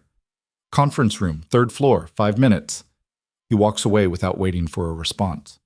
Rivera takes the stairs, gives herself time to think. The text message is still burning in her mind. Black Ridge was just the beginning. That means someone else is watching, someone with reach. The conference room is small, no windows, a table, 4 chairs. The federal agent is already inside, along with a woman Rivera doesn't recognize. Late 40s, sharp suit, the kind of person who doesn't waste words. The agent gestures to a chair. Sit. Rivera sits. The woman speaks first. I'm Assistant Director Monica Harlow, FBI. This is Special Agent Kyle Brennan. We've been running parallel investigations into defense contractors for 18 months. Black Ridge was one of 5 companies on our radar. Rivera's stomach tightens. 5? Black Ridge, Sentinel Dynamics, Arclight Security, Vanguard Solutions, and Ironclad Operations. All of them tied to the same network. All of them running illegal operations under federal contracts. Brennan leans forward. When your story broke, it didn't just expose Black Ridge. It triggered a cascade. 3 of the other companies started scrubbing their records. One of them went dark entirely. And the 5th, he pauses, came after you. Rivera's jaw tightens. The text. We intercepted it, Harlow says, 30 seconds after it was sent. The sender used a burner routed through 6 proxies, but we traced the purchase location to a shell company owned by Ironclad Operations. So they know who I am. They've known for a while, but now that you're visible, you're a target, a public one. Rivera leans back. What do you want from me? Harlow pulls out a tablet, slides it across the table. We want you to testify, not just about Black Ridge, about the entire network. You're the only witness who can connect Kandahar to the current operation. Without you, the case falls apart. Rivera scrolls through the tablet. Names, dates, financial transfers. It's worse than she thought. The network spans 3 continents, involves sitting senators, and traces back to contracts worth billions. This is insane, she says. This is national security, Harlow corrects. And you're sitting on the only first-hand account we have. I told you everything I know. You told us about Black Ridge. We need you to testify about the others, specifically about a contract you signed off on in 2019. Medical supply procurement for forward operating bases in Afghanistan. Rivera's blood goes cold. I didn't sign off on anything. Brennan pulls out a document, sets it in front of her. This has your signature. She looks at it. It's a procurement authorization. Medical equipment. Surgical supplies. Approved by Captain Alessia Rivera. Except she never saw it. This is forged, she says. We know. But it's been used to justify $300 million in fraudulent billing, and your name is on it. Rivera's hands tighten into fists. So they've been using me as a scapegoat. They've been using you as cover, Harlow says. A combat surgeon signs off on medical supplies. No one questions it, except the supplies never arrived. The money went to shell companies, and when the inquiry came down, you took the fall. Rivera's throat tightens. So the colonel was part of it. He figured out what was happening. He was going to report it. That's why the ambush was set up. Black Ridge needed him dead and you discredited. 2 problems, 1 solution. The room spins. Rivera stands. I need air. Harlow's voice is firm. Sit down. I said I need air. And I said sit down. Harlow's tone doesn't change, but the weight behind it does. You walk out of this room, and Ironclad will have a location on you in under an hour. You stay, and we keep you alive long enough to put them in prison. Rivera sits. Brennan pulls out a second folder. We've got surveillance on 3 Ironclad operatives who entered Portland in the last 24 hours. All of them are military contractors. All of them have kill authorizations. Kill authorizations? Rivera's voice is flat. Ironclad runs Black Ops for the DoD. Officially, they don't exist. Unofficially, they've been cleaning up loose ends for a decade. And right now, you're the loosest end they've got. Rivera exhales. So what's the play? Harlow taps the tablet. You go into protective custody. We move you to a secure location. You prep for testimony, and we take down the entire network. How long? 6 weeks? Maybe 8? And after that? After that, you're free. New identity if you want it. Relocation. Whatever you need. Rivera shakes her head. I just got my life back. I'm not disappearing again. Then you're dead, Brennan says bluntly. Ironclad doesn't miss, and they don't stop. Neither do I. Harlow leans forward. This isn't a negotiation, Dr. Rivera. This is survival. You want justice? You want to see these people burn? Then you do it our way. Rivera meets her eyes. And if I don't, then we can't protect you. And when Ironclad comes, and they will, you're on your own. The room is silent.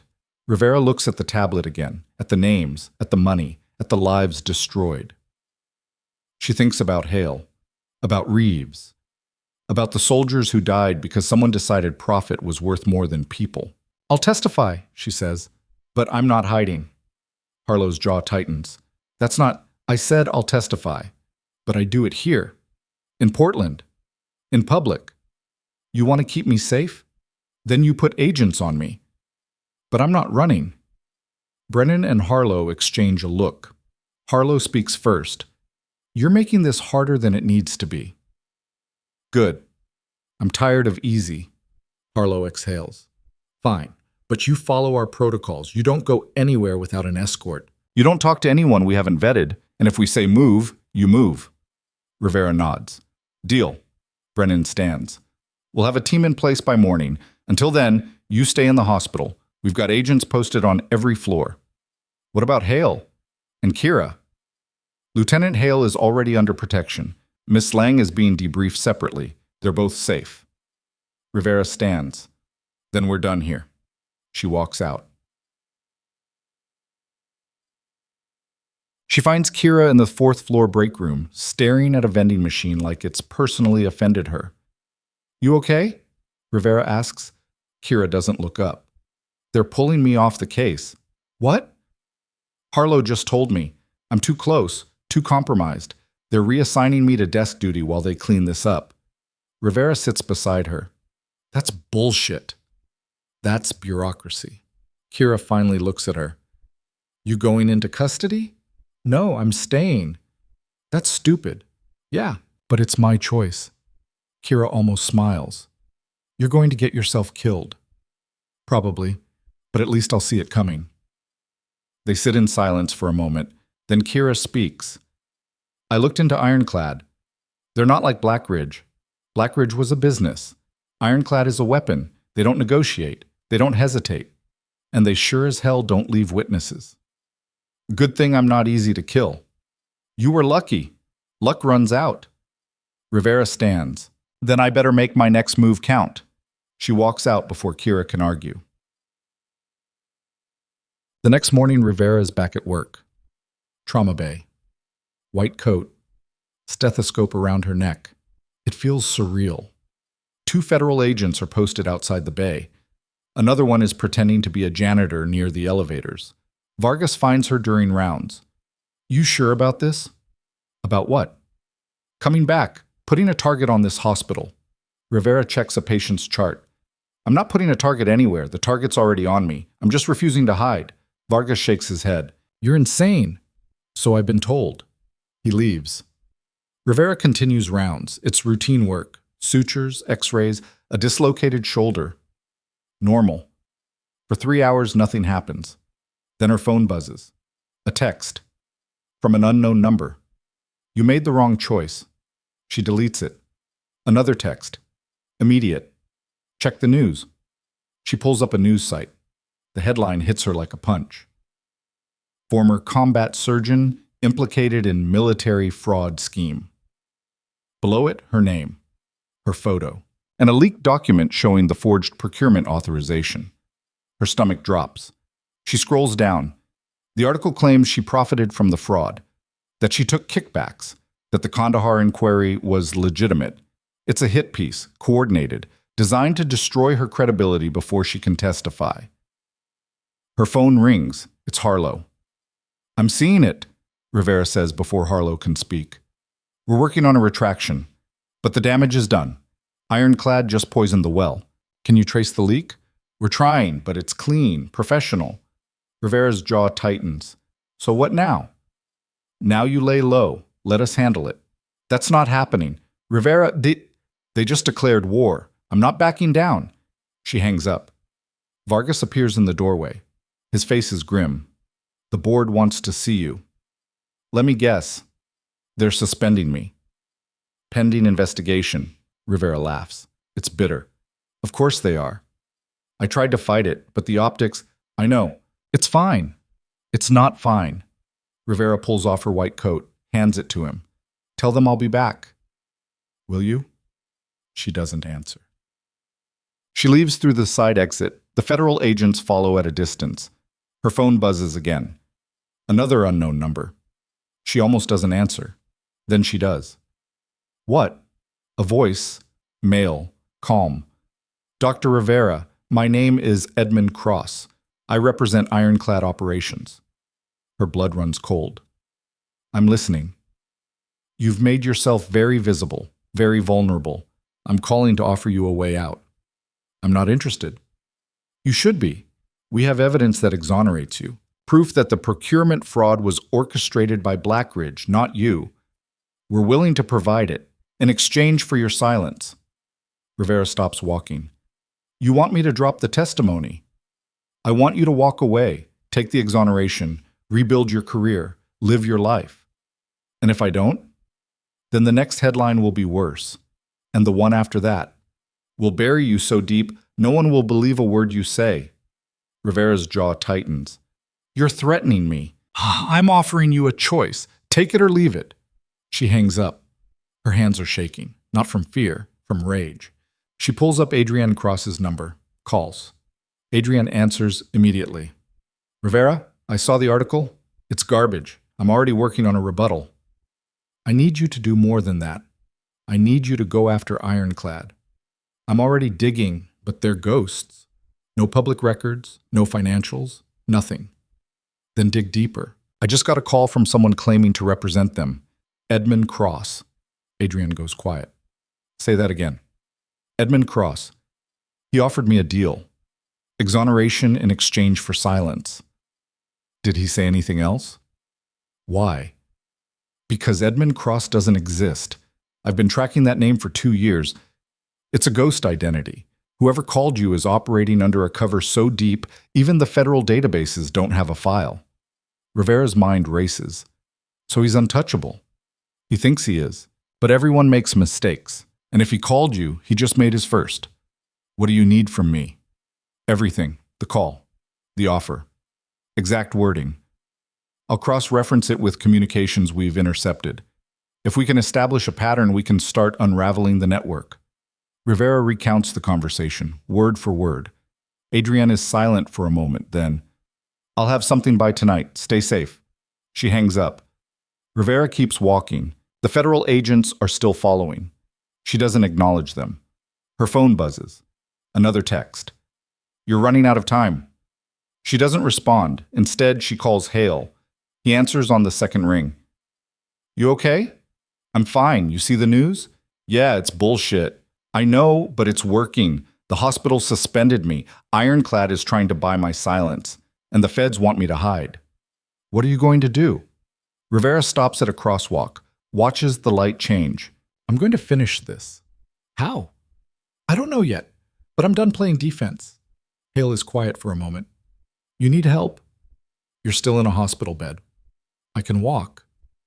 Barely. Then I'll limp. What do you need? Rivera thinks. I need access to the Kandahar files, the original ones, before they were scrubbed. Those are classified. I know. Can you get them? Maybe. I've still got contacts at JSOC, but it'll take time. How much time? 48 hours. I don't have 48 hours. Then I'll make it 24. Rivera exhales. Thanks. Don't thank me yet. If this goes sideways, it already has. She hangs up. By nightfall, Rivera is back at Kira's apartment. The federal agents are posted outside. Kira is inside, poring over files. You look like hell, Kira says without looking up. Thanks. I mean it. When's the last time you slept? Rivera doesn't answer. Kira finally looks at her. You're going to burn out. I'll sleep when this is over. That's what everyone says. Then they collapse. Rivera sits on the couch. What are you working on? Kira turns her laptop around. I pulled everything I could on Ironclad before they locked me out. Financial transactions, shell companies, communication logs, and I found something. She points to a spreadsheet. 3 weeks ago, Ironclad moved $2 million into an offshore account, the same day the Blackridge story broke. Rivera leans forward. Why? Because they knew they were next. They're liquidating assets, preparing to disappear. Can we trace the account? I tried.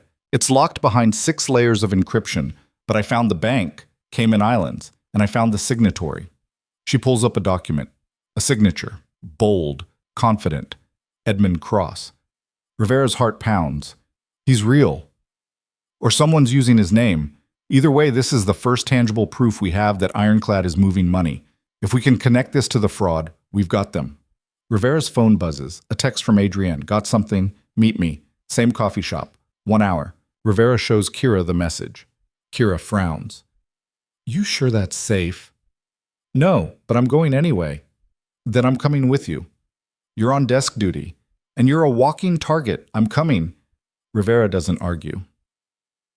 The coffee shop is crowded. Rivera and Kira arrive separately. The federal agents are nearby, blending in. Adrienne is already there. She looks tired, wired. Rivera sits. What do you have? Adrienne pulls out her phone. I cross-reference the call you got with intercepted communications from Ironclad. The phrasing matches a pattern we've seen in 3 other cases. All of them involved witnesses who were silenced before they could testify. Silenced how? 2 car accidents, 1 suicide. Adrienne's voice is flat. All ruled accidental. Rivera's stomach turns. Adrienne continues. But here's the thing. In each case, the witness received a call from someone claiming to represent Ironclad. Same offer, same threat. And in each case, they refused. And then they died. Within 72 hours, Rivera's blood runs cold. So I've got 3 days. Unless we move first. Adrienne leans forward. I've got a source inside the DOD, someone who's willing to go on record about Ironclad's operations. But they're scared. They need assurance that we can protect them. Can we? Adrienne looks at Kira. Can you? Kira nods. If they're willing to testify, I can get them into witness protection. But they need to come forward now, before Ironclad finds out. How do we make contact? Rivera asks. Adrienne slides a burner phone across the table. Use this. Call the number saved under M. Tell them you're ready. But Rivera pockets the phone. What's their name? You'll find out when you meet them. Tomorrow, 1400 hours.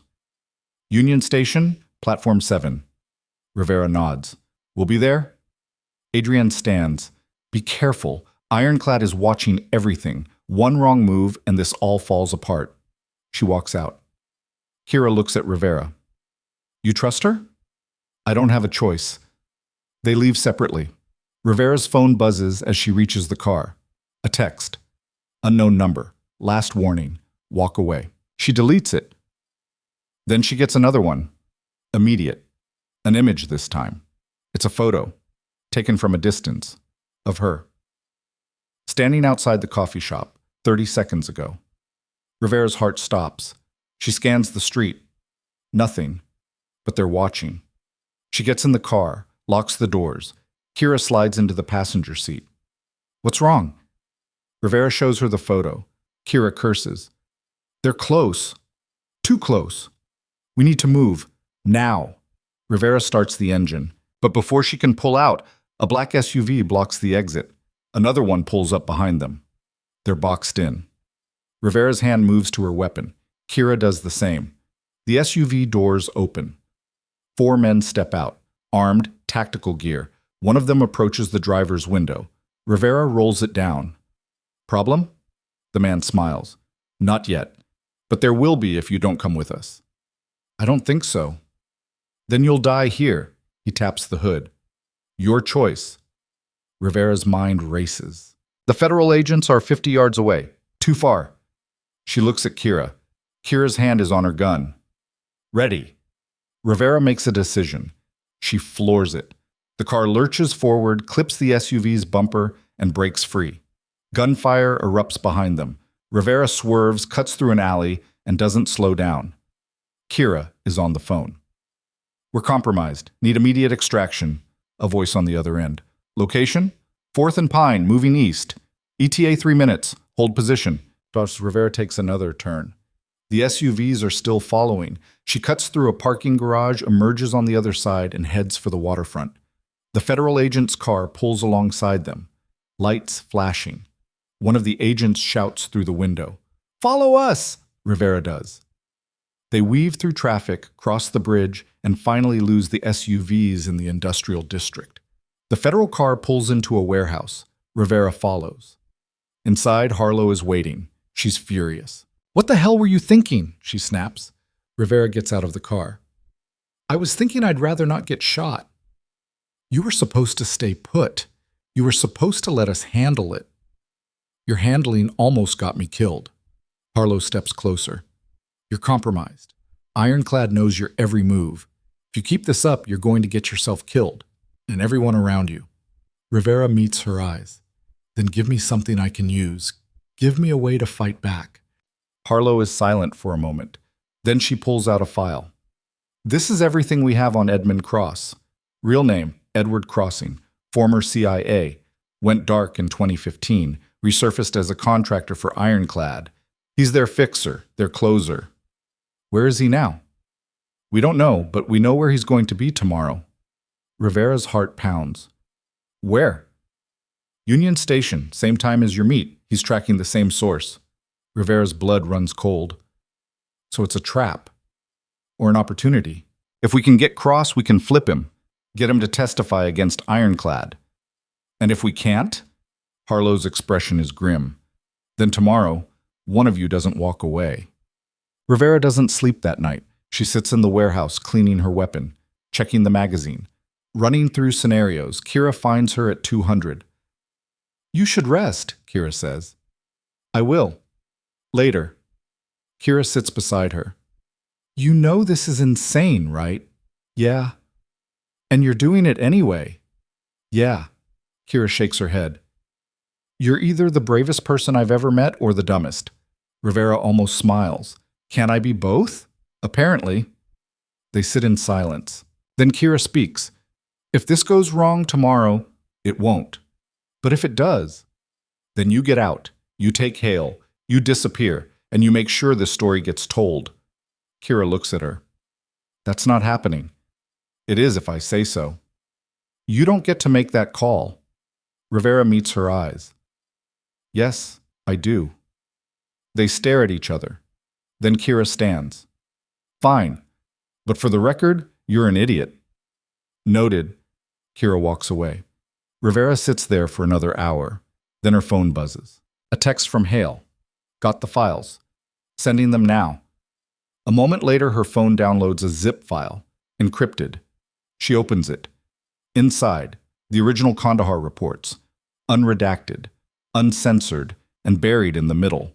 A name she recognizes. Edward Crossing. He was there. In Kandahar, running the operation. He wasn't just covering up the fraud. He orchestrated it. Rivera's hands shake. She forwards the file to Adrienne, then to Harlow. Then she stands. Tomorrow, this ends. Bit. Union Station is crowded at 1400 hours. Commuters, tourists, noise. Rivera stands on platform 7. Kira is 20 feet away, pretending to check her phone. Federal agents are scattered throughout the station, watching, waiting. Rivera's hand is in her pocket, on her weapon. At 14:05, a woman approaches, mid-30s, business suit, nervous. Dr. Rivera? The woman asks. Rivera nods. The woman exhales. I'm Lieutenant Commander Melissa Vaughn, DOD. I'm the one who reached out. You have proof? Vaughn pulls out a flash drive. Everything, communications, financial records, kill orders, it's all here. Rivera reaches for it. A gunshot cracks the air. Vaughn drops. Rivera ducks, pulls her weapon, scans the crowd. Chaos erupts. People scream, run. Another shot, closer. Rivera spots the shooter. Second floor balcony, dark jacket. She fires back, misses. The shooter disappears. Kira is at her side. We need to move. Rivera grabs the flash drive from Vaughn's hand, checks her pulse. Gone. Rivera's jaw tightens. Federal agents swarm the area. Harlow's voice crackles over the radio. Shooter is on the move, northeast stairwell. All units converge. Rivera doesn't wait. She runs. She hits the stairwell, climbs fast. Her heart is pounding. At the top, a door. She kicks it open. The shooter is there. Gun raised. It's a woman, late 40s, cold eyes. Rivera recognizes her from the files. Sarah Kincaid, ironclad operative. Drop it, Rivera says. Kincaid doesn't move. You should have walked away. So should you. I'm just doing my job. Your job is murder. My job is survival. They stare at each other. Then Kincaid lowers her weapon. Rivera doesn't. It's over, Rivera says. Vaughn gave us everything. You're done. Kincaid smiles. You think this is over? Vaughn was bait. The real operation is already in motion. Rivera's blood runs cold. What operation? You'll see. Soon. Kincaid raises her weapon. Rivera fires first. Kincaid goes down. Rivera kicks the weapon away, checks for a pulse. Still alive. Barely. Federal agents burst through the door. Harlow is with them. Secure her. Get her to medical. I want her alive. They drag Kincaid away. Harlow looks at Rivera. You okay? Rivera nods. Can't speak. Harlow puts a hand on her shoulder. You did good. Rivera hands her the flash drive. Vaughn's dead, but she got us this. Harlow takes it. We'll analyze it. If it's what she said, we've got them. Rivera walks away. She finds Kira outside, leaning against a wall, blood on her sleeve. You hit? Rivera asks. Grazed. I'll live. Rivera checks the wound. Clean, through and through. She wraps it with gauze from her kit. Thanks, Kira says. Don't mention it.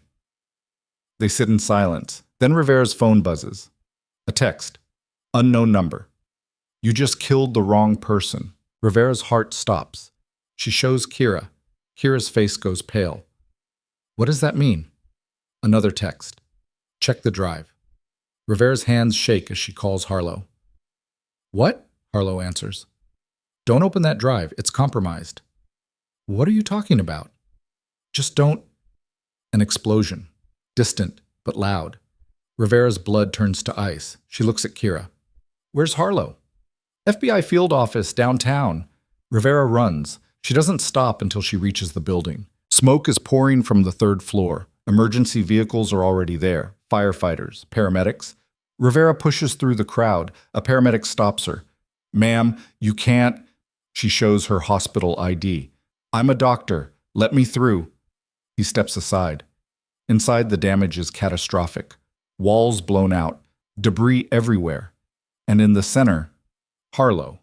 Alive. But barely. Rivera drops to her knees, checks her pulse. Rapid, thready. Harlow's eyes flutter open.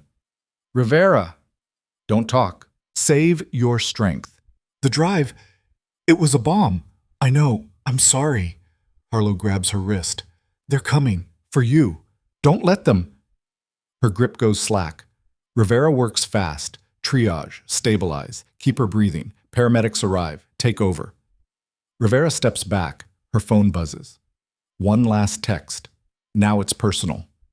Rivera stands in the wreckage, staring at the text on her phone. Now it's personal. She deletes it. Then she makes a call. Brennan answers immediately. Rivera, where are you? FBI field office. Harlow's down. They used the drive as a weapon. I know. We're evacuating the building now. You need to get out. I'm not leaving until I know she's stable. That's not your call. It is now. She hangs up. The paramedics have Harlow on a stretcher. Rivera follows them to the ambulance, checks her vitals one last time before they load her in. Pulse is holding, breathing shallow but present. She'll make it, one of the paramedics says. Rivera nods, doesn't trust herself to speak. Kira appears at her side. We need to go. Now. Where? Anywhere but here. They just declared open season on everyone connected to this case. Rivera looks at the building, at the smoke, at the people running. She thinks about Vaughn, about Harlow, about every person who's bled because someone decided money was worth more than lives. No, she says. Kira stares at her. No what? No more running. No more reacting. They want to make this personal? Fine. Let's make it personal. What are you talking about? Rivera's voice is cold, flat. I'm talking about ending this, tonight. You can't just watch me. She walks away. Kira follows. Rivera, you're not thinking straight. You're running on adrenaline and rage. That's how people get killed. Good thing I'm hard to kill. Rivera gets into Kira's car. Kira has no choice but to follow. Where are we going? Kira asks. Somewhere they won't expect. That's not an answer. Rivera pulls out the burner phone Adrienne gave her, scrolls through the contacts, finds one labeled failsafe. She calls it. A voice answers. Male. Gruff. Who is this? Dr. Alessia Rivera. Adrienne Cross gave me this number. A pause. She's dead. Rivera's stomach drops. What? Found her an hour ago. Single gunshot. Professional hit. The world tilts. Rivera's hands tighten on the phone. Who are you? Someone who gave a damn about her, and someone who's about to give a damn about you if you don't get off this line. Wait, they're listening. They're always listening. If you want to live, you ditch that phone and you disappear. I'm not disappearing. Then you're dead. The line goes silent. Rivera throws the phone out the window. Kira glances at her. What happened? Adrienne's gone, Kira curses. This is getting worse. It's been worse. We just didn't know it yet. Rivera's mind is racing. Adrienne was careful, paranoid even.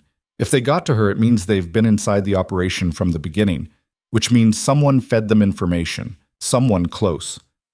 She pulls out her personal phone, calls Hale. No answer. She tries again. Voicemail.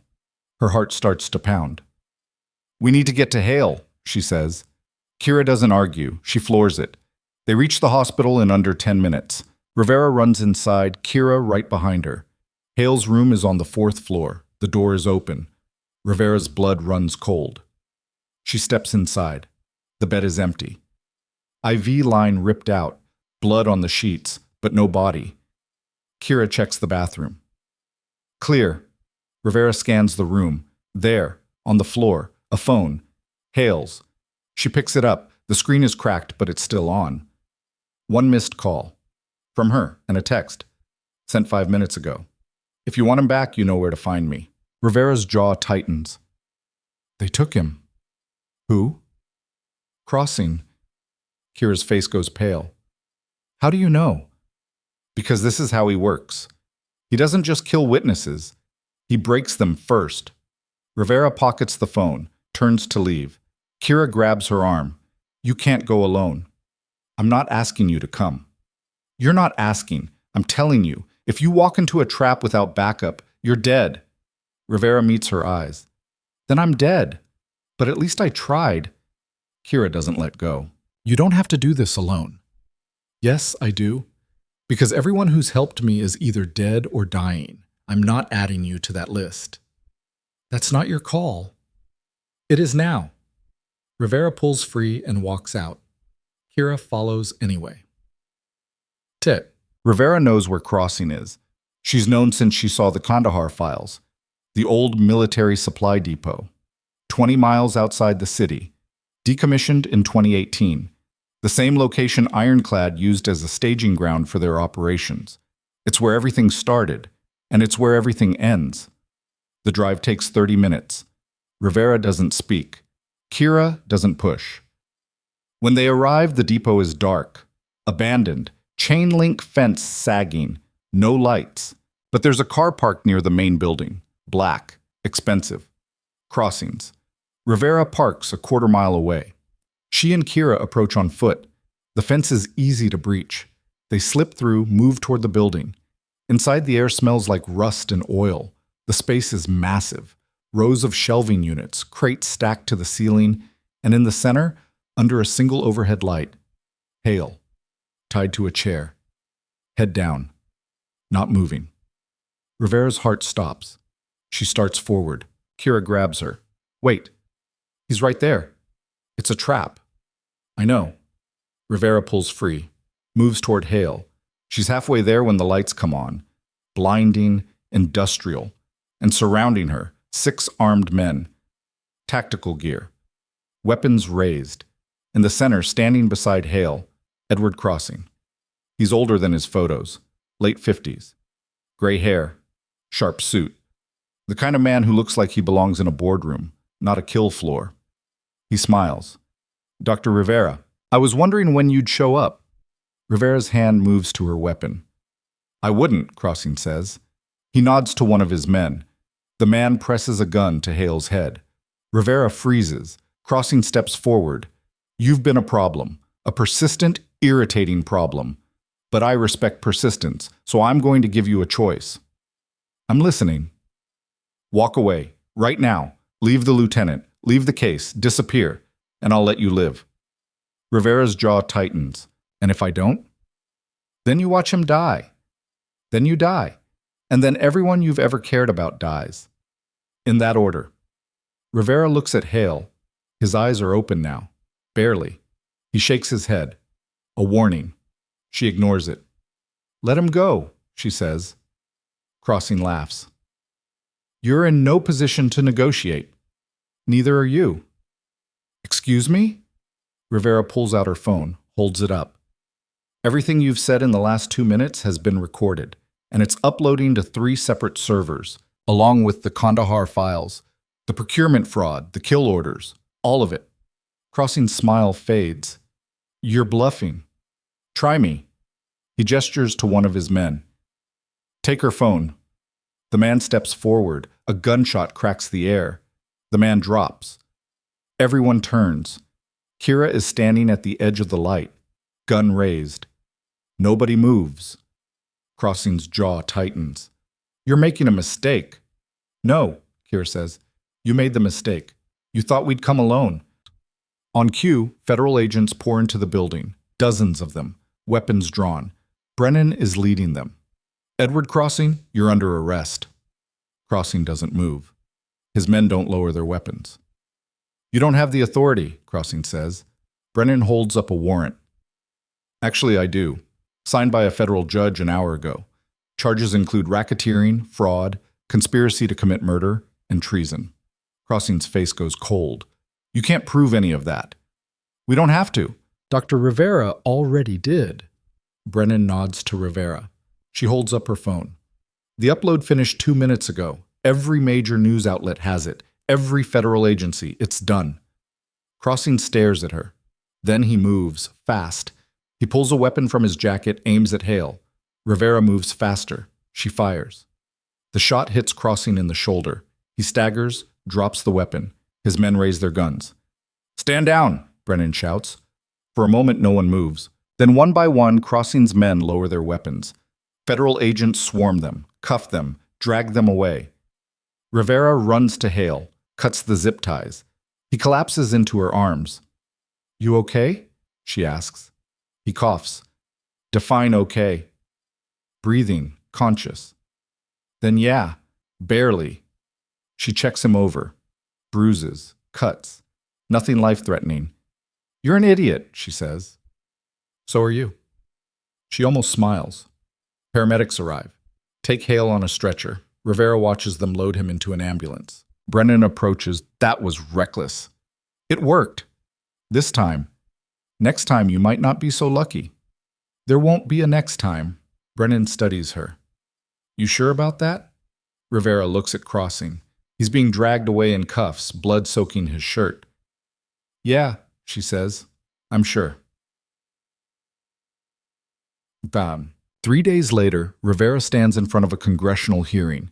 Cameras, reporters, senators. She's wearing a suit, hair pulled back, no makeup. She looks exhausted. But she's there. The chairman leans forward. Dr. Rivera, thank you for your testimony. Before we conclude, is there anything you'd like to add? Rivera looks at the room, at the people watching, at the ones who dismissed her, who buried her, who tried to make her disappear. Yeah, she says, I do. She stands. 6 years ago, I made a decision. I chose to save a life instead of following protocol. I chose a sergeant over a colonel, and for that, I was erased. My career was destroyed. My reputation was buried. I was told I didn't belong, that I wasn't good enough. Her voice is steady, strong. But I was good enough. I am good enough. And every person who tried to silence me, they're the ones who don't belong. She looks directly at the camera. This case isn't just about fraud or corruption. It's about power. And what happens when the people in power decide that some lives matter more than others? It's about a system that protects the guilty and punishes the ones who dare to speak up. She pauses. I'm done being silent, and I'm done letting people like Edward Crossing decide who gets to live and who gets to die. Justice isn't a privilege, it's a right. And if no one else is going to fight for it, then I will. The room is silent. Then someone starts clapping. It's one of the senators, then another, then the entire gallery. Rivera doesn't smile. She just nods and walks out. 2 weeks later, the fallout is complete. Edward Crossing is convicted on all charges, sentenced to life without parole. Ironclad Operations is dissolved, assets seized, executives indicted. The other 4 contractors in the network? Under investigation, bleeding money, collapsing. And Rivera? She's standing in front of Portland Metro General. White coat, stethoscope. ID badge that reads, Dr. Alessia Rivera, Trauma Surgery. Vargas is beside her. Ready? As I'll ever be. You sure you want to do this? You could go anywhere, work at any hospital in the country. Rivera looks at the building, at the place where she was invisible, where she was dismissed, where she fought back. This is where I belong, she says. Vargas nods. Then welcome back, officially. They walk inside together. The trauma bay is exactly as she remembers. Chaos, noise, lives hanging in the balance. She steps into the fray. A resident looks up. Dr. Rivera, we've got a GSW. Hemothorax, he's crashing. Rivera moves without hesitation, takes control, assesses, acts. The team falls in line. No questions, no doubt, because she's not a nurse anymore. She's a surgeon. And everyone knows it. The patient stabilizes. The monitors level out. Rivera steps back, pulls off her gloves. One of the nurses, Cassidy, approaches. That was incredible. Rivera shrugs. It's the job. No, that was more than the job. That was... Cassidy pauses. That was you showing us how it's done. Rivera almost smiles. Then pay attention, because I'm not slowing down. That evening, Rivera finds Hale in the hospital cafeteria. He's out of his sling, moving better. She sits across from him. You look almost human. Thanks. You look almost awake. I am awake. Liar, she grins. They sit in silence for a moment. Then Hale speaks. They're giving me a medal for the Kandahar mission. Rivera looks at him. About time. They want to give you one too. I don't need a medal. I know, but you earned it. She shakes her head. I didn't do it for recognition. Then why? Rivera thinks about it, about the soldiers who died, about the people she saved, about the ones she couldn't. Because someone had to, she says. Hale nods. Yeah, they did. He stands, extends his hand. Thank you for not giving up on me. Rivera shakes it. Don't thank me yet. You still owe me a drink. I owe you a lot more than that. Then buy me two. He laughs, walks away. Rivera sits there for a while longer. Then her phone buzzes. A text. From Kira. Drink tonight? You, me, and a bottle of something strong? Rivera types back. Make it 2 bottles. Deal. She pockets the phone. Heads for the exit. Outside, the city is alive. Lights, noise, people moving through their lives, unaware of the battles fought in the shadows. And that's okay, because Rivera doesn't need them to know. She knows, and that's enough. 6 months later, Rivera is standing in front of a classroom. 20 medical students stare back at her. Trauma surgery isn't about following the book, she says.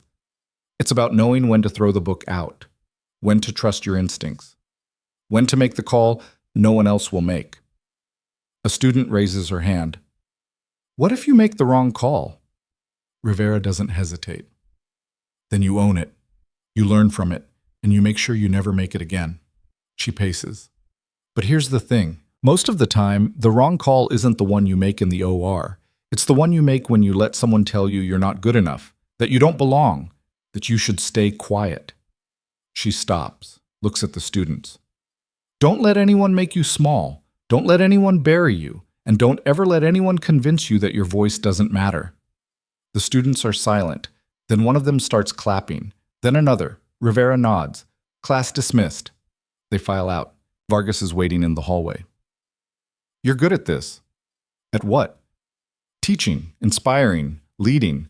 Rivera shrugs. I'm just telling them what I wish someone had told me. Which is? That survival isn't enough. You have to fight for the life you want, every single day. Vargas nods. You're going to change a lot of lives. I hope so. He walks away. Rivera stands there for a moment. Then she gets a call. It's Brennan. Rivera, we've got a situation. Her stomach tightens. What kind of situation? The kind that needs someone who doesn't quit.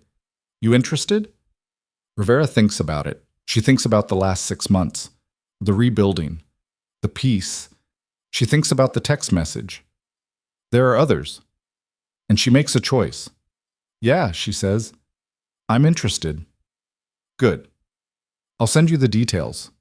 He hangs up. Rivera pockets the phone. She looks out the window, at the city, at the endless possibilities, and she smiles. Because this time, she's not running. She's not hiding. She's hunting. The file arrives an hour later. Encrypted, classified. Rivera opens it. Inside, another contractor, another network, another cover-up. And at the center of it all, a familiar name. Someone she thought was gone. Someone who's been watching, waiting. Someone who just made a mistake. Rivera closes the file. She's done being the victim. She's done being the witness. Now? She's the one they should be afraid of. She picks up the phone, calls Kira. You busy? Kira laughs. Always. Why? Because I've got a job, and I need someone who's not afraid to get their hands dirty. I'm listening. Rivera smiles. Good, because we're about to make a lot of people very uncomfortable. She hangs up. Then she grabs her jacket, walks out, and doesn't look back. Because the fight isn't over. It never is. But this time, she's ready. This time, she's not the one being hunted. She's the hunter. And she's just getting started. Years from now, when people ask her how she survived, Rivera will tell them the truth. She didn't survive. She fought. She bled. She refused to quit. And when the world tried to bury her, she dug herself out and burned the whole thing down. Because that's what you do when they tell you you're not enough. You prove them wrong, every single time.